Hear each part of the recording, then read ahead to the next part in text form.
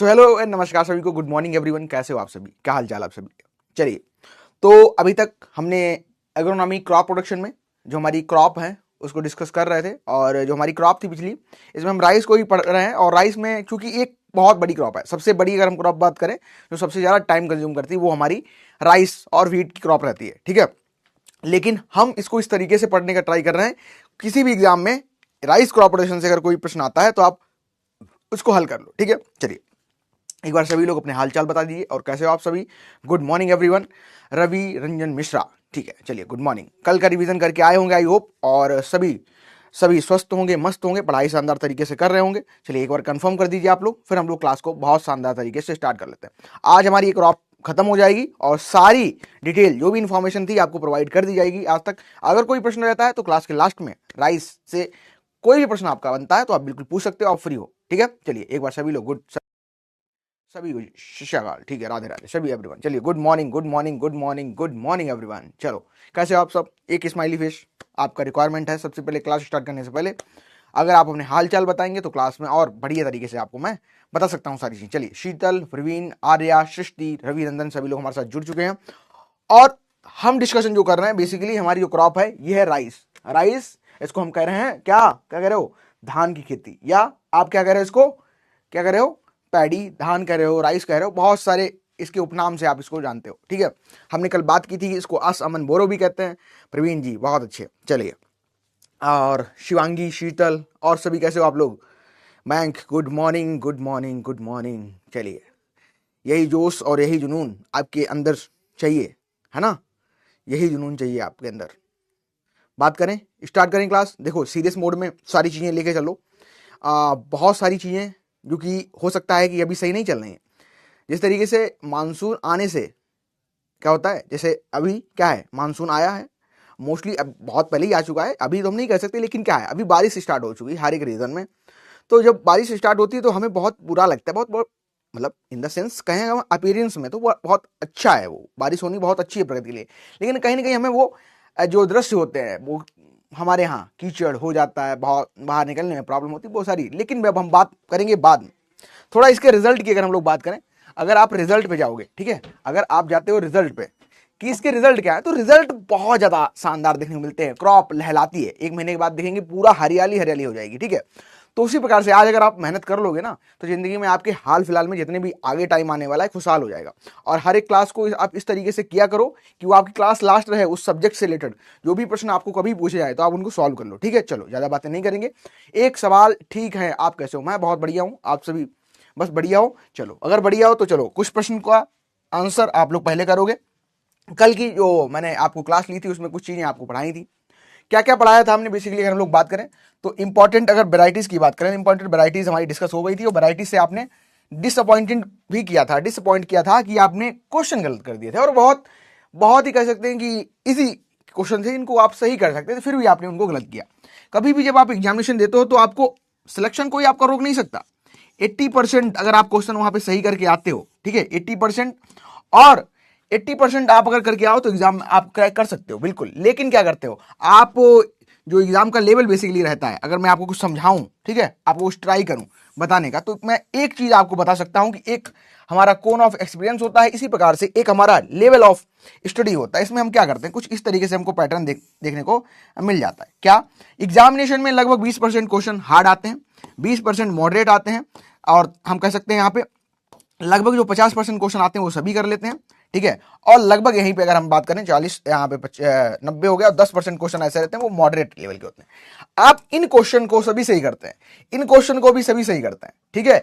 लेकिन यहां तक पहुंचने के बाद जो 20% रह जाते हैं, यानी कि 80% तो आपको हो गया, जो 20% अब बचा ये आपका एक्यूरेसी, ठीक है, ये आपका प्रैक्टिस से आता है। तो प्रैक्टिस इसीलिए मैं डेली आपसे करवाता हूं कि आपको जो भी क्लास में प्रोवाइड किया जाता है कंटेंट, उसकी पहले प्रैक्टिस कर लो कि आपने जो पढ़ा उसमें आपकी एक्यूरेसी कितनी हो गई, है ना।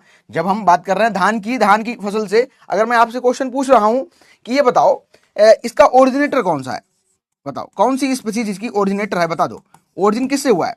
अगर मैं पूछूं कि इसका ओरिजिन किस स्पीसीज से हुआ है तो आपको फटाक से आंसर आना चाहिए कि ओराइजा जो निबोरा है, ओराइजा निबोरा जो है, इससे धान की उत्पत्ति हमें देखने को मिलती है, ठीक है, परफेक्ट आंसर है। मैं अगर आपसे पूछता हूं कि किस धान को हम टेम्परेट राइस कहते हैं, ठीक है, बहुत सारे देखो पढ़ने में जब आप पढ़ते हो किसी चीज को तो हो सकती है आपको उस समय वो आसान लगे, लेकिन जब आप प्रैक्टिस करते हो तो आपको डिफरेंट एंगल देखने को मिलता है उसका, कैसे कैसे क्वेश्चन उस टॉपिक से बन सकते हैं। और थोड़ा आप लोग भी ट्राई किया करो, क्योंकि आप सभी आज नहीं तो कल एक ऐसी पोस्ट पे जाने वाले हो, एक ऐसे इंसान बनने वाले हो जहां पे आपकी रिस्पॉन्सिबिलिटी इस समाज के लिए बढ़ जाएंगी।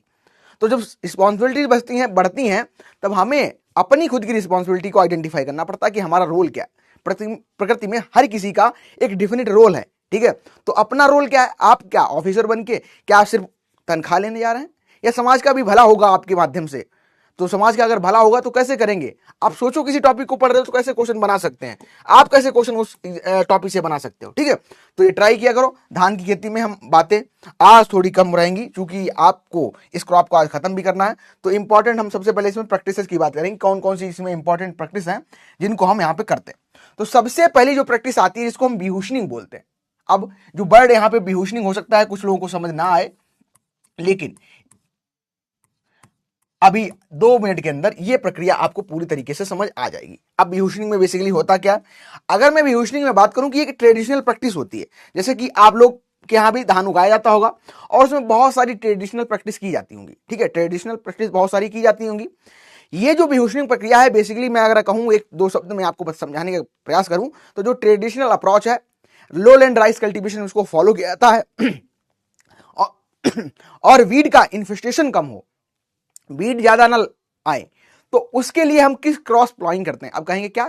क्रिस क्रॉस, हाँ, क्रिस क्रॉस प्लॉइंग करते हैं। देसी प्लाऊ लेके क्रिस क्रॉस प्लॉइंग कर देते हैं ताकि वीड जो है वो उखड़ जाए, वीड ना रहे। तो ये होती है हमारी प्रक्रिया बिहुशनिंग। लेकिन और क्या क्या इंपॉर्टेंट इसमें फैक्ट है उनको भी समझ लो एक बार।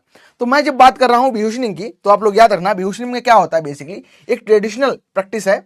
एक ट्रेडिशनल प्रैक्टिस है जो कि डायरेक्ट सीडेड राइस लो लैंड कंडीशन में ज्यादा तक की जाती है। और इसको करते कब है? तो 4 से 6 वीक की जब सोइंग हो जाती है, सोइंग के बाद 4 से 6 वीक के बाद हम इसको करते हैं। इसमें हम करते क्या है बेसिकली? तो करते हैं हम इसमें क्रिस क्रॉस प्लॉइंग करते हैं। Criss cross, criss cross, criss cross, criss cross, criss cross, इस तरीके से हम लोग प्लॉइंग करते हैं, ठीक है। इसमें जो यंग राइस क्रॉप होता है उसको लाइट कंट्री प्लाऊ, मैंने आपको बताया कंट्री प्लाऊ या देशी हल का भी कहीं कहीं यूज कर लेते हो, लगभग 5 से 10 सेंटीमीटर स्टैंडिंग वाटर कंडीशन में ये की जाती है। और इससे जो उद्देश्य हमारा क्या होता है कि बीड जो है, बीड क्योंकि यहाँ पे बहुत ज्यादा लगते हैं, ठीक है, यहाँ पे बीड बहुत ज्यादा लगते हैं, तो उसको हम कम करते हैं, ठीक है। और जब बीड कम हो जाएंगे, यानी कि मान चलो ये आपका कोई प्लांट है, ये प्लांट आपके हैं, अब यहाँ पे क्या है, वीड है, बहुत सारे बीड्स आपको देखने को मिल रहे हैं। बीड क्या होते हैं? These are the unwanted plant that is not desire for the plant growth, ठीक है। ऐसे प्लांट जो कि अनडिजायरेबल हैं, ठीक है, ऐसे प्लांट जो कि अनडिजायरेबल हैं उनको हम क्या कहते हैं? वीड कहते हैं, ठीक है। और वीड करते क्या है? न्यूट्रिएंट लेते हैं, प्लांट का स्पेस लेते हैं, प्लांट से सनलाइट लेते हैं, ठीक है, प्लांट का जो प्लांट को मिलने वाला है, ठीक है, वो लेते हैं, समझ गए। तो ये आपके बीड्स होते हैं। इनको क्या होता है, जो बिहुशनिंग हम प्रक्रिया कर रहे हैं इसमें क्रिस क्रॉस प्लॉइंग करते हैं। आपको शब्द क्या याद रखना है, इसमें क्या करते हैं? क्रॉस प्लॉइंग करते हैं, प्लॉइंग करते हैं, ताकि हम बीड को कंट्रोल कर पाए और ऑप्टिमम प्लांट स्पेसिंग बना सकें, ताकि एरेशन इंप्रूव हो और बहुत सारी चीजें यहाँ पे इंप्रूव होती है, हमको नजर आती हैं, ठीक है। अच्छा, बिहुशनिंग है, इससे क्या होगा? जब भाई प्लांट को बहुत अच्छा स्पेस मिलेगा, ठीक है, बहुत अच्छी ग्रोथ होगी, तो अल्टीमेट जो हमारा रिजल्ट है ग्रेन, जिसको हम ग्रेन कह रहे हैं, इसकी क्या होगी? इसकी क्वालिटी इंक्रीज होगी। ग्रेन और स्ट्रा का, ठीक है, ग्रेन और स्ट्रा का जो रेशियो है ये कहीं ना कहीं इंक्रीज होगा, ठीक है। अच्छा ग्रेन मिलेगा, दाना हमको बहुत अच्छा मिलेगा, और स्ट्रा, भूसा, पुआल बेसिकली ये भी अच्छी क्वालिटी का हमको मिलेगा। इसके अलावा हम बात करें तो हार्वेस्ट इंडेक्स, अल्टीमेटली जो हार्वेस्ट इंडेक्स क्या होता है? ग्रेन यील्ड अपॉन क्या है? Grain yield upon, sorry sir I am late, चलिए कोई बात नहीं, माफ किया ठीक है। तो यहां पे क्या हो रहा है, जो हार्वेस्टिंग इंडेक्स है, हार्वेस्टिंग इंडेक्स में जब आपसे कह रहा हूं तो हार्वेस्टिंग इंडेक्स में क्या आता है? एक तो आपका आएगा economic yield upon biological yield, या आप इसको ऐसे लिख दो, या आपका आएगा यहां पे grain yield upon straw plus grain yield into 100 लिख दो, ये कर दो, ठीक है। आपको पता होगा हार्वेस्टिंग इंडेक्स जो था उसका फार्मूला बहुत अच्छा, पूरा टॉपिक ही है, पूरा समझा दूंगा किसी दिन। तो इसको हम यहाँ पे कहीं ना कहीं ये हमको इंक्रीज होता देखने को मिलता है इस प्रक्रिया से, ठीक है। और रीजनल नेम भी बात करें तो जो बिहुशनिंग प्रक्रिया है इसको अलग अलग स्टेट में अलग अलग नाम से हम लोग जानते हैं। जैसे कि मैं बात करूं, इसको बिहुशन ओडिशा में कहते हैं, बासी मध्य प्रदेश में कहते हैं, और ये बहुत ज्यादा इंपॉर्टेंट है, इसको आप लोग याद कर लेना। क्या ये जो प्रक्रिया यहाँ पे की जा रही है, जैसे कि पूछा था क्वेश्चन 11 में पूछा गया था, वासी इज रिलेटेड विद, तो आप क्या कहोगे आंसर? फटाफट लिख दो एक बार। अच्छा, ब्लिंक सेटिंग हटा दो, ओके ठीक है, हट गया। चलो बताओ, अब मैं आपसे क्वेश्चन पूछ लूं, फटाफट यहाँ पे आंसर करते चलो। जो विभूषण है इसको किस स्टेट में कहेंगे?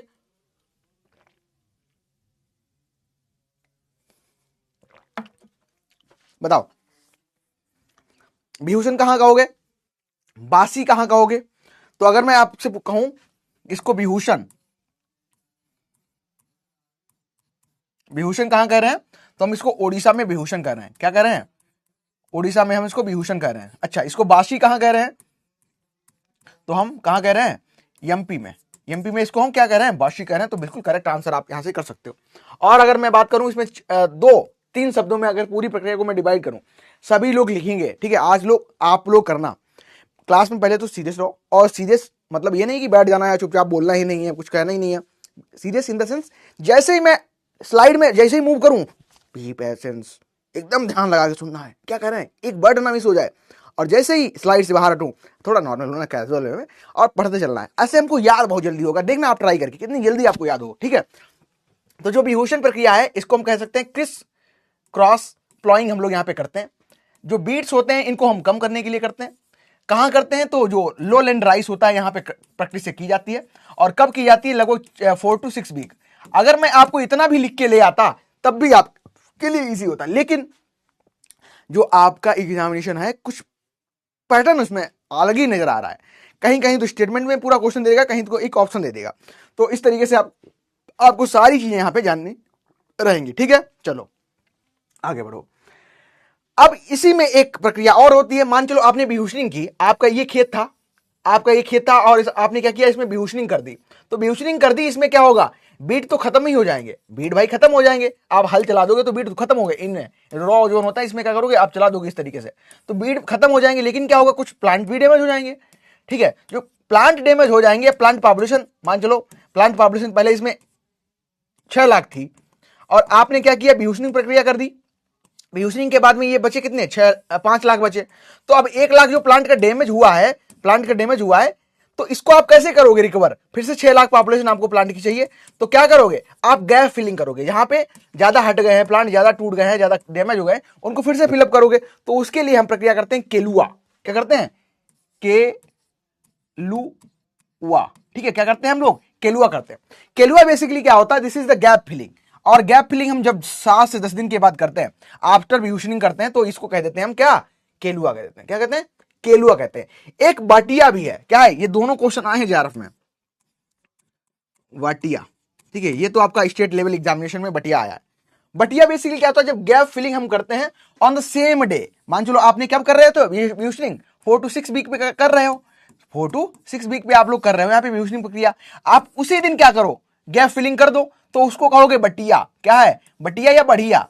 बढ़िया से बटिया याद कर लो, ठीक है। यानी कि जिस समय डैमेज हो रहा है उसी समय कर दो बटिया। बटिया मतलब बढ़िया हो जाएगा, ठीक है, ऐसे याद कर लो। बढ़िया यानी कि बटिया है। बढ़िया मतलब कब करोगे? उसी दिन प्लांट को फिल कर दोगे, गैप को फिल कर दोगे, तो वह क्या है? बटिया चचा। चलो, तो आप क्या है? बटिया याद रख सकते हो। केलुआ क्या है? जब आप लगभग 7 से 10 दिन के बाद गैप की फिलिंग करोगे तो उसको कहोगे केलुआ, ठीक है, याद हो गया।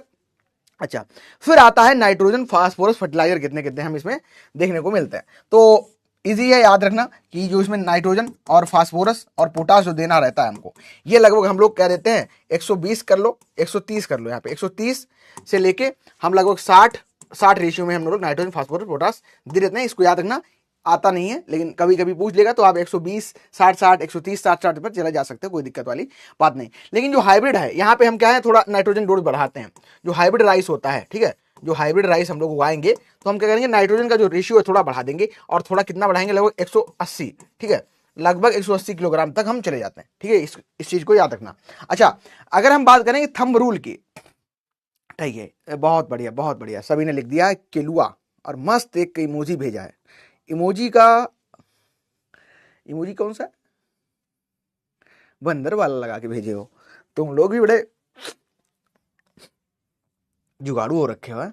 चलो, अच्छा, थंब रूल क्या होता है? नाइट्रोजन इसमें, ठीक है, sir gap is filled with paddy plant. हाँ बिल्कुल सही बात है, पैडी प्लांट ही लगाओगे, ठीक है, पैडी प्लांट लगाना, ये मत करना बीड लगा दो। फिर से बीड को ही खत्म किया, बीड ही लगा दिया के।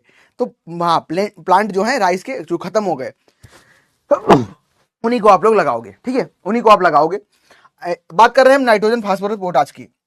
तो मैंने आपको सिंपल बता दिया 120 60 60 130 60 पर जा सकते हो, लेकिन जो हाइब्रिड होता है इसको ज्यादा रिक्वायरमेंट होती है, लगभग आपको 180 किलोग्राम नाइट्रोजन की रिक्वायरमेंट होती है। थंब रूल एक लोग आप याद रखना, थंब रूल क्या होता है कि आपको एक फार्मूला होता है, सवाल को आप किसी भी प्रकार के सवाल में, सॉरी, तो आप किसी भी सवाल में फिट कर सकते हो। इसी प्रकार से नाइट्रोजन इनको कैलकुलेट करने का भी सेम फार्मूला आपको देखने को मिलता है। अगर आप 20 किलोग्राम नाइट्रोजन देते हो, कितना, 20 किलोग्राम नाइट्रोजन देते हो तो 1 टन राइस आप प्रोड्यूस कर सकते हो, ठीक है, रिक्वायरमेंट होती है प्रोड्यूस करने के लिए। अच्छा ठीक है, याद रखना ये पूछा नहीं जाएगा। राइस में दो प्रकार के जोन हमको देखने को मिलते हैं। कौन कौन से दो जोन देखने को मिलते हैं? एक जोन देखने को मिलता है आपको ऑक्सीडाइज जोन, एक जोन आपको देखने को मिलता है रेड्यूस जोन, ठीक है। एक आपको मिलता है ऑक्सीडाइज जोन, एक आपको मिलता है कौन सा, ऑक्सीडाइज, और एक मिलता है आपको रिड्यूस जोन, ठीक है। एक ऑक्सीडाइज, एक आपको रिड्यूस जोन देखने को मिल जाता है, ठीक है, याद रखना इस चीज को। क्या हो गया, ठीक, इस तरीके से देख सकते हो। अब जहां पे ऑक्सीजन अवेलेबल है, ठीक है, वो ऑक्सीडाइज जोन, ये ऊपर अवेलेबल होगी तो ये क्या है, ऑक्सीडाइज जोन, ठीक है, ऑक्सीडाइज जोन है। नीचे है नहीं तो ये क्या है, रेड्यूस जोन है, ठीक है। तो ये आपको रेड्यूस जोन मिलता है। रेड्यूस जोन, ऑक्सीडाइज जोन, ये ऑक्सीजन की अवेलेबिलिटी की बात की जा रही है। ऑक्सीजन अगर अवेलेबल है तो आपका ऑक्सीडाइज है, ऑक्सीजन अगर अवेलेबल नहीं है तो कौन सा है, आपका रेड्यूस जोन देखने को मिलता है, ठीक है, याद रखना। थिन सरफेस लेयर लगभग आपकी 10 थिक होती है, इसमें ऑक्सीजन कंटेन होता है, यानी कि ऑक्सीजन पाया जाता है, वो आपकी कौन सी ऑक्साइड है। रेड्यूस जोन क्या होता है, ये बिलो द ऑक्साइड जोन देखने को मिलता है, यहाँ पे ऑक्सीजन नहीं होती, यही आपको बताया गया है, इस चीज को आप लोग याद रखना। Soil zone, water logged paddy field, ये इतना इंपॉर्टेंट नहीं है, ये आपको बता दिया, याद रख सकते हो।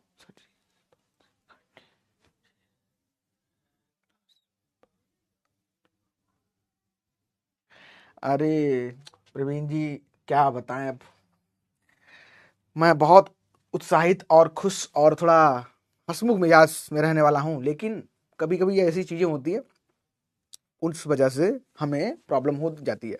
अभी अगर मैं बात करूं कि मैं सोया कब था, 2-3 बजे, बहुत ज़्यादा जो हमारा काम था उस काम में मैं बस मस्त था। मैं तो एंजॉय करता हूँ सारी चीज़ों को ना। 2-3 बजे ये मैं ये नहीं कह रहा हूँ कि मैं बहुत ज़्यादा काम कर रहा था, मैं ये कह रहा था उस काम को मैं एंजॉय करके करता हूँ, टाइम पता नहीं चलता। तो बहुत सारी चीज़ें चल रही थी आपके लिए, उसी में व्यस्त थे, थोड़ा पता नहीं क्या हो गया। चलो, अब जब हम नाइट्रोजन फास्फोरस रेशियो की यहाँ पे बात कर रहे हैं, एनपी की रेशियो की बात कर रहे हैं, तो नाइट्रोजन यहाँ पे हम क्या है, बहुत ज्यादा अप्लाई कर रहे हैं, बहुत ज्यादा दे रहे हैं। हाइब्रिड में तो आप 180 तक जा रहे हो, ठीक है। वैसे तो थंब रूल आपका 20 किलोग्राम नाइट्रोजन का है, ठीक है, 1 टन प्रोड्यूस करने के लिए, और लगभग आप 120 किलोग्राम पर तो जा ही जा रहे हो नाइट्रोजन पे। तो अब क्या है, नाइट्रोजन का लॉस यहाँ पे ज्यादा देखने को मिलता है। नाइट्रोजन की अगर बात करें, जितना आप डाल रहे हो उसका लगभग 30 से 40% इसमें यूज होता है, ठीक है। फर्टिलाइजर जो यूज एफिशिएंसी है लगभग राइस की आपको 30 से 40% देखने को मिलती है। अब जब फर्टिलाइजर इतना ज्यादा डाल रहे हैं, लेकिन इसका क्या कर रहा है प्लांट, क्या इसको पूरा एब्जॉर्ब कर पा रहा है? पूरा प्लांट एब्जॉर्ब अगर नहीं कर पा रहा है तो क्या फिर उसका लॉस हो रहा होगा, ठीक है। अगर पूरा मान चलो हमने इसको 120 किलोग्राम नाइट्रोजन दिया, तो मान एक हो सकता है कि नाइट्रोजन 120 नहीं तो 100 तो ले ही ले ये प्लांट, लेकिन ये 100 भी नहीं ले पा रहा है, यानी कि अगर 100 दे रहे हैं तो लगभग ये 30 से 40 किलोग्राम ले पा रहा है। अब 60 किलोग्राम ये लॉस हो रहा है, ये किस फॉर्म में लॉस हो रहा है, यानी कि राइस की फील्ड से हमें बहुत ज्यादा लॉस देखने को मिलता है नाइट्रोजन का। नाइट्रोजन का जो लॉस है हमको डिफरेंट फॉर्म में देखने को मिलता है। कौन कौन सी वो डिफरेंट फॉर्म है? तो एक सबसे पहली प्रक्रिया है जो कि है डीनाइट्रिफिकेशन। क्या है? डीनाइट्रिफिकेशन। डीनाइट्रिफिकेशन से लगभग 60% लॉस आपको देखने को मिलता है। डीनाइट्रिफिकेशन में बेसिकली क्या होता है, यहाँ पे फैकल्टेटिव एरोबिक बैक्टीरिया जो है ये नाइट्रेट को NO3 को as a source of oxygen लेते हैं, जो कि इसको कन्वर्ट कर देते हैं नाइट्रेट में, ठीक है, और फिर नाइट्रस ऑक्साइड में, और इसी प्रोसेस को हम डीनाइट्रिफिकेशन कर देते हैं। क्या हो रहा है यहाँ पे, यानी कि कुछ बैक्टीरिया है जो कि NO3 बेसिकली NO3 ये प्लांट में अवेलेबल होती है, इसको प्लांट लेते हैं, इसी को, यही तो भोजन है प्लांट का, इसको क्या करते हैं NO2 में कन्वर्ट कर देते हैं, ठीक है। ये तो अनअवेलेबल हो गई, प्लांट इसमें नहीं लेंगे, नाइट्रोजन में कन्वर्ट कर देंगे इसको, और नाइट्रोजन में जब इसको कन्वर्ट कर दिया तो फिर क्या करेंगे, और इसको तोड़ देंगे, तो ये N2O में कर देंगे, ये लाफिंग गैस आपकी है, ठीक है, नाइट्रस ऑक्साइड है। तो इसी प्रक्रिया को हम डीनाइट्रिफिकेशन कह रहे हैं, और ये राइस की प्लांट में आपको, राइस के खेत में आपको देखने को मिलती है। यही हमारा मेजर रीजन होता है नाइट्रोजन के लॉस का। अगर आपसे मैं पूछ लूं प्रश्न, बताओ कि major reason for nitrogen loss in urea, तो क्या बताओगे आप लोग? फटाफट आंसर करो, क्या बताओगे आप लोग? बोलोगे क्या है? डीनाइट्रिफिकेशन। लीचिंग भी है, बहुत सही, लीचिंग भी है, अभी सब पढ़ेंगे हम लोग। हाँ, कौन कौन सी प्रक्रियाएं, सारी प्रक्रियाओं को हम डिस्कस करेंगे। हाँ, नैनो यूरिया में सुमित ज़्यादा यूज एफिशिएंसी होती है, लेकिन अभी पंजाब एग्रीकल्चर यूनिवर्सिटी ने कुछ रिसर्च की है, उसमें पाया है कि जो नैनो यूरिया हम लोग अप्लाई कर रहे हैं, इसके हमारी हेल्थ पे बहुत ज़्यादा डिटोरिंग इफेक्ट आ रहे हैं। एक होता है ड्रिफ्ट हैजार्ड। चलो आप बात कर रहे हो तो चलो अब चूंकि है ना, आप कुछ भी प्रश्न पूछते हो तो मुझे ना कॉन्सेप्ट याद आ जाता है, कुछ ऐसी चीज़ें याद आती है जो आपके लिए भलाई के लिए है। तो एक होता है ड्रिफ्ट हैजार्ड। क्या होता है? DRIFT, drift hazard. ठीक है, एक होता है ड्रिफ्ट हैजार्ड। ड्रिफ्ट हैजार्ड का मतलब सिंपल यही होता है कि मान चलो मैंने किसी प्लांट पे, मैंने क्या किया, कोई प्लांट है, कोई खेत हमारा है, मैंने खेत पे क्या किया, हर्बिसाइड, इंसेक्टिसाइड, पेस्टिसाइड, बीडीसाइड, ठीक है, ये अप्लाई किया। अब इसको जब प्लांट पे हमने अप्लाई किया तो क्या होगा, प्लांट के ऊपर ये जाएगा। मान चलो ये इसके ऊपर हमने क्या किया, ये 10 ग्राम हमने डाल दिया, एक प्लांट पे 10 ग्राम चला गया। और क्या प्लांट करेगा, प्लांट उसको ऑब्जर्व करेगा 10 ग्राम को, और प्लांट ऑब्जर्व करेगा। मान चलो अगर इंसेक्टिसाइड है तो इंसेक्ट की बॉडी में जाएगा और मर जाएगा।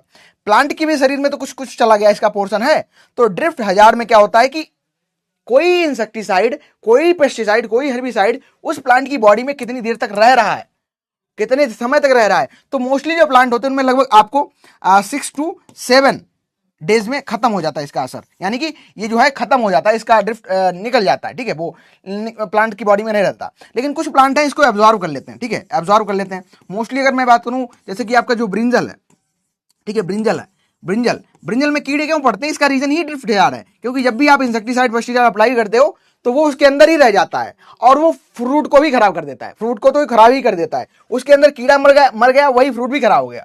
तो कहीं ना कहीं वो उसको हम कंज्यूम करते हैं तो हमारी हेल्थ के लिए भी खराब है। तो हमको जो भी फर्टिलाइजर वो भी ऐसे बनाने चाहिए इनका ड्रिफ्ट हैजार्ड कम हो। ठीक है, जल्दी से वो प्लांट में अब्जॉर्ब ना करें उनकी बॉडी में, और उनका जो कह सकते हैं टॉक्सिक नेचर है वो खत्म हो जाए जल्दी से जल्दी। ठीक है, तो इस चीज को आप लोग याद रख सकते हो। आगे बढ़ते हैं। तो ये हमारा ये सोर्स हो गया।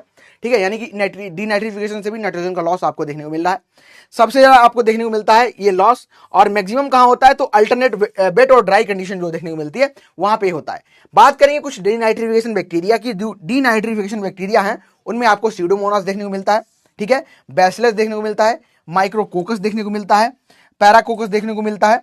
इसके अलावा आपको एरेनोक्रोम बैक्टर देखने को मिलता है, और कुछ सल्फर ऑक्सीडाइजिंग बैक्टीरिया हैं जो कि सल्फर को कहीं ना कहीं कह सकते हो कि ऑक्सीडाइज करते हैं। जिसमें आपका थायोबैसिलस थायोऑक्सीडेंस आ जाता है और थायोबैसिलस डिनाइट्रिफिकेंस आ जाता है। तो कुछ इंपॉर्टेंट बैक्टीरिया हैं, इनको आप लोग याद रखेंगे। जेनेटिक ड्रिफ्ट दूसरा हो गया, ये जेनेटिक हैजार्ड है। जेनेटिक ड्रिफ्ट का मतलब होता है कि वो उसके जेनेटिक में कहीं ना कहीं परिवर्तन होना। वो जेनेटिक्स प्लांट ब्रीडिंग का पोर्शन है, करवा दूंगा सारी चीजें, अगर आप पूछोगे तो भटक जाऊंगा नहीं तो फिर टॉपिक। चलो अभी इसको करते हैं। फिर हमारा दूसरा निकल के आता है कि दूसरे किस माध्यम में होता है। तो दूसरा जो हमारा इंपॉर्टेंट है ये है लीचिंग। ठीक है, दूसरा जो है इंपॉर्टेंट है लीचिंग। अच्छा, एक स्लाइड बढ़ गई क्या, एक हट गया लग रहा है, चलो बता देंगे। है ठीक है। तो दूसरा हमारा इंपॉर्टेंट जो है नाइट्रोजन का लॉस हमें देखने को मिलता है, ये होता है लीचिंग के थ्रू। और लीचिंग के थ्रू लगभग आपको 8 से 14% देखने को मिल रहा है। ठीक है, 8 से 14% देखने को मिलता है। लीचिंग आप सभी जानते हो कि मान चलो ये आपकी फील्ड है। ठीक है, ये आपकी फील्ड है और आप क्या कर रहे हो, ये बारिश हुई, बारिश से पानी आया, जो फर्स्ट एंट्री वाटर की हुई, इसको आपने क्या कह दिया, इसको कह दिया इनफिल्ट्रेशन। क्या कह दिया, infiltration. First entry of water को कहेंगे हम इनफिल्ट्रेशन। फिर मैंने आपको पढ़ाया है कि सॉइल में बहुत सारी लेयर्स पाई जाती है, इनको हम सॉइल हॉर्जन कहते हैं। क्या, सॉइल हॉर्जन कहते हैं। अब जब क्या होगा, ये पानी क्या होगा, यहाँ पे होगा बहुत सारे सोल्यूशन, नाइट्रोजन, फास्फोरस, पोटास, सब कुछ यहाँ पे, क्ले मिनरल्स, सारे मिनरल्स यहाँ पे मिल जाएंगे, है ना, न्यूट्रेंट मिल जाएंगे। फिर क्या करेगा, इन डिफरेंट हॉरिजन में चला जाएगा नीचे, और कहाँ ज्वाइन कर लेगा, वाटर टेबल को ज्वाइन कर लेगा। ठीक है, नीचे। यानी कि लीचिंग क्या होता है, बेसिकली न्यूट्रेंट का पानी के साथ मिल के नीचे चला जाना, उसको लीचिंग कहते हैं। तो यहाँ पे लीचिंग के थ्रू लॉस हमको नाइट्रोजन का लगभग 8 से 14% देखने को मिलता है। ठीक है, जो नाइट्रेट फर्टिलाइजर हैं बेसिकली ये मोर प्रोन होते हैं लीचिंग के लिए, और इनकी हाई मोबिलिटी आपको देखने को मिलती है। ठीक है, हाई मोबिलिटी कहाँ है, सॉइल में। तो इसीलिए इनका हमको ग्राउंड वाटर जो पॉल्यूशन हो जाता है, ठीक है, ग्राउंड वाटर में चले जाएंगे। ये जो बताया नहीं मैंने, ग्राउंड, ये वाटर टेबल मतलब कि जैसे मान चलो ये आपकी पृथ्वी है, अब पानी आप नल लगाते हो तो नल कहाँ जाता है, इसके नीचे एक्यूफर्स पाए जाते हैं। एक्यूफर्स क्या होते हैं, एक्यूफर्स क्या होते हैं, these are the water body. ठीक है, बिलो द अर्थ सरफेस के नीचे बहुत सारे आपको वाटर बॉडी देखने को मिलते हैं, ठीक है, जो ग्राउंड वाटर होते हैं, ठीक है, ground water in the sense कह सकते हैं कि स्टोरेज वाटर होता है बहुत ज्यादा, जब नीचे आप चले जाते हो तो वहां पे एक्यूपर्स पाए जाते हैं, तो उनसे आपका नल लगा है, यहाँ पे आप पानी मस्त निकालते हो, ठीक है। तो ये क्या करता है, ग्राउंड वाटर को पॉल्यूट कर देता है, ये ग्राउंड वाटर को पॉल्यूट कर देता है। तीसरा हमारा आता है वोलेटाइजेशन। वोलेटाइजेशन आप सिंपल याद रखना, 1 से लगभग 4% यहाँ पे लॉस होता है, और जो गैसियस लॉस होता है, कैसा गैसियस लॉस जो होता है नाइट्रोजन का, वो आपको देखने को मिलता है किसके, वोलेटाइजेशन के थ्रू। तो वोलेटाइजेशन का आप सिंपल अर्थ समझ सकते हो कि loss of nitrogen in the form of gaseous, ठीक है, या gaseous form of nitrogen loss is known as volatilisation, ठीक है। क्या है कि यहां पे क्या हो रहा है, बेसिकली नाइट्रोजन का लॉस हो रहा है वोलेटाइजेशन में इन द फॉर्म ऑफ अमोनिया, ठीक है, अमोनिया के फॉर्म में हो रहा है, और एक कॉमन है कहां, अल्कलाइन सॉइल्स में, ठीक है, जो अल्कलाइन सॉइल होती है वहां पे कॉमन होता है। और या हम बात करें under the high temperature condition, और हाई टेम्परेचर में कहा कौन सा आपको स्टेट देखने को मिलेगा, मतलब कह सकते हैं किस विश्व के किस एरिया में आपको टेम्परेचर हाई देखने को मिलता है, बताओ। अच्छा, मैं एक क्वेश्चन यहां से आपसे पूछता हूं कि जो वोलेटाइजेशन है ये इंडिया में ज्यादा होगा या डीनाइट्रिफिकेशन इंडिया में ज्यादा होगा, बताओ। कॉमन सेंस का क्वेश्चन है, कॉमन सेंस का क्वेश्चन है, आंसर करना फटाक से। इंडिया में कौन सा ज्यादा होगा, बताओ, सोचो कौन सा होगा, डीनाइट्रिफिकेशन या फिर वोलेटाइजेशन। अच्छा, इसके अलावा अगर हम बात करें नाइट्रोजन यूज इफिशियंसी की, तो मैंने बताया था अभी लगभग 30 से 40% आपको देखने को मिलती है, और अदर क्रॉप होती है उनमें नाइट्रोजन की जो यूज इफिशियंसी होती है लगभग 50 से 60 होती है, लेकिन यहाँ पे आपको 30 से 40 देखने को मिल जाती है, ठीक है। नाइट्रोजन यूज इफिशियंसी क्या है, मान चलो आपने 100 किलोग्राम नाइट्रोजन डाला और प्लांट ने उसको अगर क्या किया 50% यूटिलाइज कर लिया, तो क्या हो गई, इसकी 50% नाइट्रोजन यूज इफिशियंसी हो गई, ठीक है। अगर इसने 60 किया तो 60 हो गई, इसने 40 किया तो 40 हो गई, तो यही यूज इफिशियंसी है, ठीक है। कह सकते हो नाइट्रोजन अगर एब्जॉर्ब कर रहा है नाइट्रोजन की है, ठीक है, प्लांट कर रहा है सल्फर कर रहा है सल्फर की है, फास्फोरस कर रहा है फास्फोरस की है, तो उसी प्रकार से आपको चेंज देखने को यहाँ पे मिल जाएंगे। अच्छा, इसके अलावा बात करें avoid use of nitrate fertiliser in paddy field due to their higher susceptibility to denitrification and leaching, ठीक है।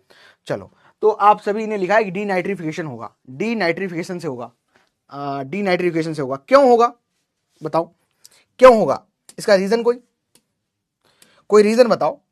यहां पे लिखा है कि 60% जो लॉस होता है डीनाइट्रिफिकेशन से होता है, ठीक है, डीनाइट्रिफिकेशन से होता है 60%। अब ये रीजन बताओ ना उसका, क्यों होगा इंडिया में वोलेटाइजेशन से क्यों नहीं होगा। यहां पे वोलेटाइजेशन भी तो लिखा है मैंने, ये क्या है, गैसियस लॉस है, गैसियस लॉस है। ये क्या है, यहां पे क्या हो रहा है, NO3 से कहीं ना कहीं हम बात करें तो NO2 बन जा रहा है, और ये तो चाहिए नहीं हमें, ये तो हमारे लिए इंपॉर्टेंट ही नहीं।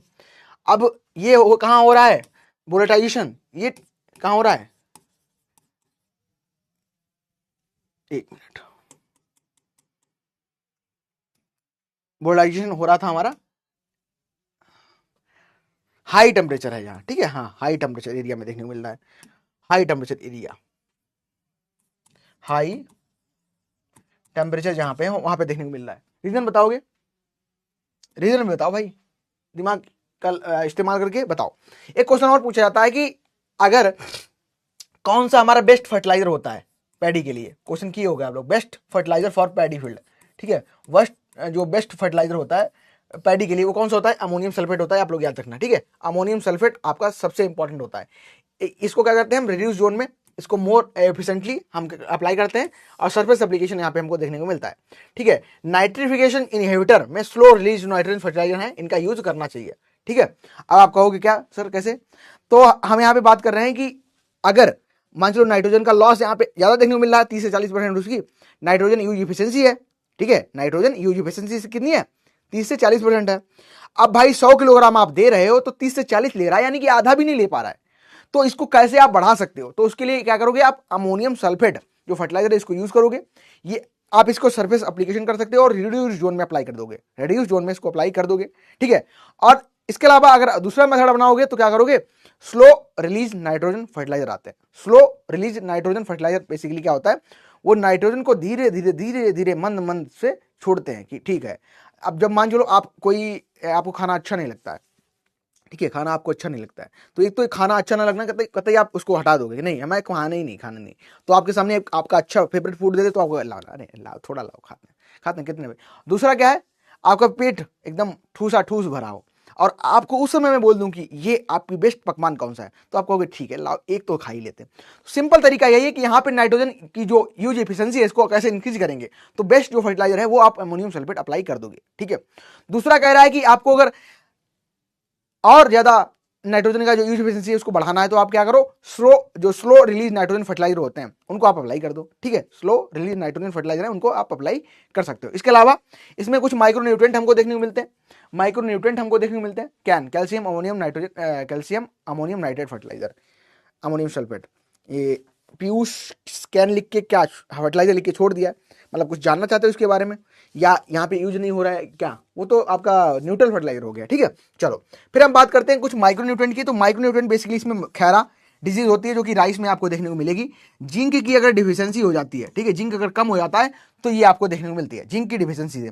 और बेसिकली अगर हम लोग यहाँ पे डिस्कशन करें तो जो लीफ होती है, ठीक है, लीफ, इसमें आपको येलो और व्हाइट स्ट्रिप्स देखने को मिल जाती है नर्सरी फील्ड में। ठीक है, येलो व्हाइट स्ट्रिप देखने को मिलती है नर्सरी में। ठीक है, येलो और व्हाइट पैचेज या स्ट्रिप देखने को मिलती हैं, व्हाइट स्ट्रिप्स देखने को मिलती हैं नर्सरी एरिया में। ठीक है, अगर इसकी कमी को कंप्लीट करना है कैसे, मैंने आपको बताया था इसके बारे में, खैरा डिजीज के बारे में। ये एक एक्सीडेंटल डिस्कवरी है। कैसी एक्सीडेंटल डिस्कवरी है? एक्सीडेंटल डिस्कवरी की जब मैं बात कर रहा हूं तो क्या था, वाई.एल. नेने साहब की फील्ड पे, रिसर्च फील्ड पे क्या हुआ, एक फार्मर कट्टा लेके जिंक सल्फेट का जा रहा था और कट्टा था फटा हुआ, तो वो जिस फील्ड से निकल के जा रहा था उसी फील्ड में वो थोड़ा थोड़ा आपका जिंक सल्फेट गिरता जा रहा था। और नैने साहब ने देखा तो उसको डांट लगाई। जैसे आपके प्रोफेसर कुछ भी आप फील्ड में चले ही जाओ रिसर्च फील्ड में तो वो आपको बहुत डांट लगाते हैं, घुस कैसे गए वहां, अनुमति किसके लिए, एप्लीकेशन किसके लिखा तुमने, तो ऐसे ही उन्होंने बहुत डांट लगाई अपने लेबर को, ये कैसे घुस गए तुम, और तो भाई हट गया। लेकिन वो क्या हुआ, पूरी फील्ड नहीं जा पाया था, अंदर कुछ ही गया होगा। तो जब उन्होंने बहुत काफी मतलब एक वीक हो गया तो डेली, क्योंकि रिसर्च फील्ड का कॉन्सेप्ट ऐसा रहता है आपको डेली जाना पड़ता है वहाँ पे। ठीक है, आपको डेली वहाँ जाना पड़ता है, आपको डेली डाटा एनालिसिस करना पड़ता है, डेली आपको क्रॉप क्या ग्रोथ हो रही है, क्या सिम्टम्स आ रहे हैं, क्या आपका उसमें अपीयरेंस है, क्या सारी चीजें वो मेहनत करनी पड़ती हैं। तो देखा उन्होंने कि जहाँ जहाँ पे कट्टा फट के वो गिर गई थी जिंक सल्फेट, वहाँ पे जो पत्तियां थी ये व्हाइट डिस्ट्रीब्यू नहीं है और हर जगह व्हाइट डिस्ट्रीब्यू है।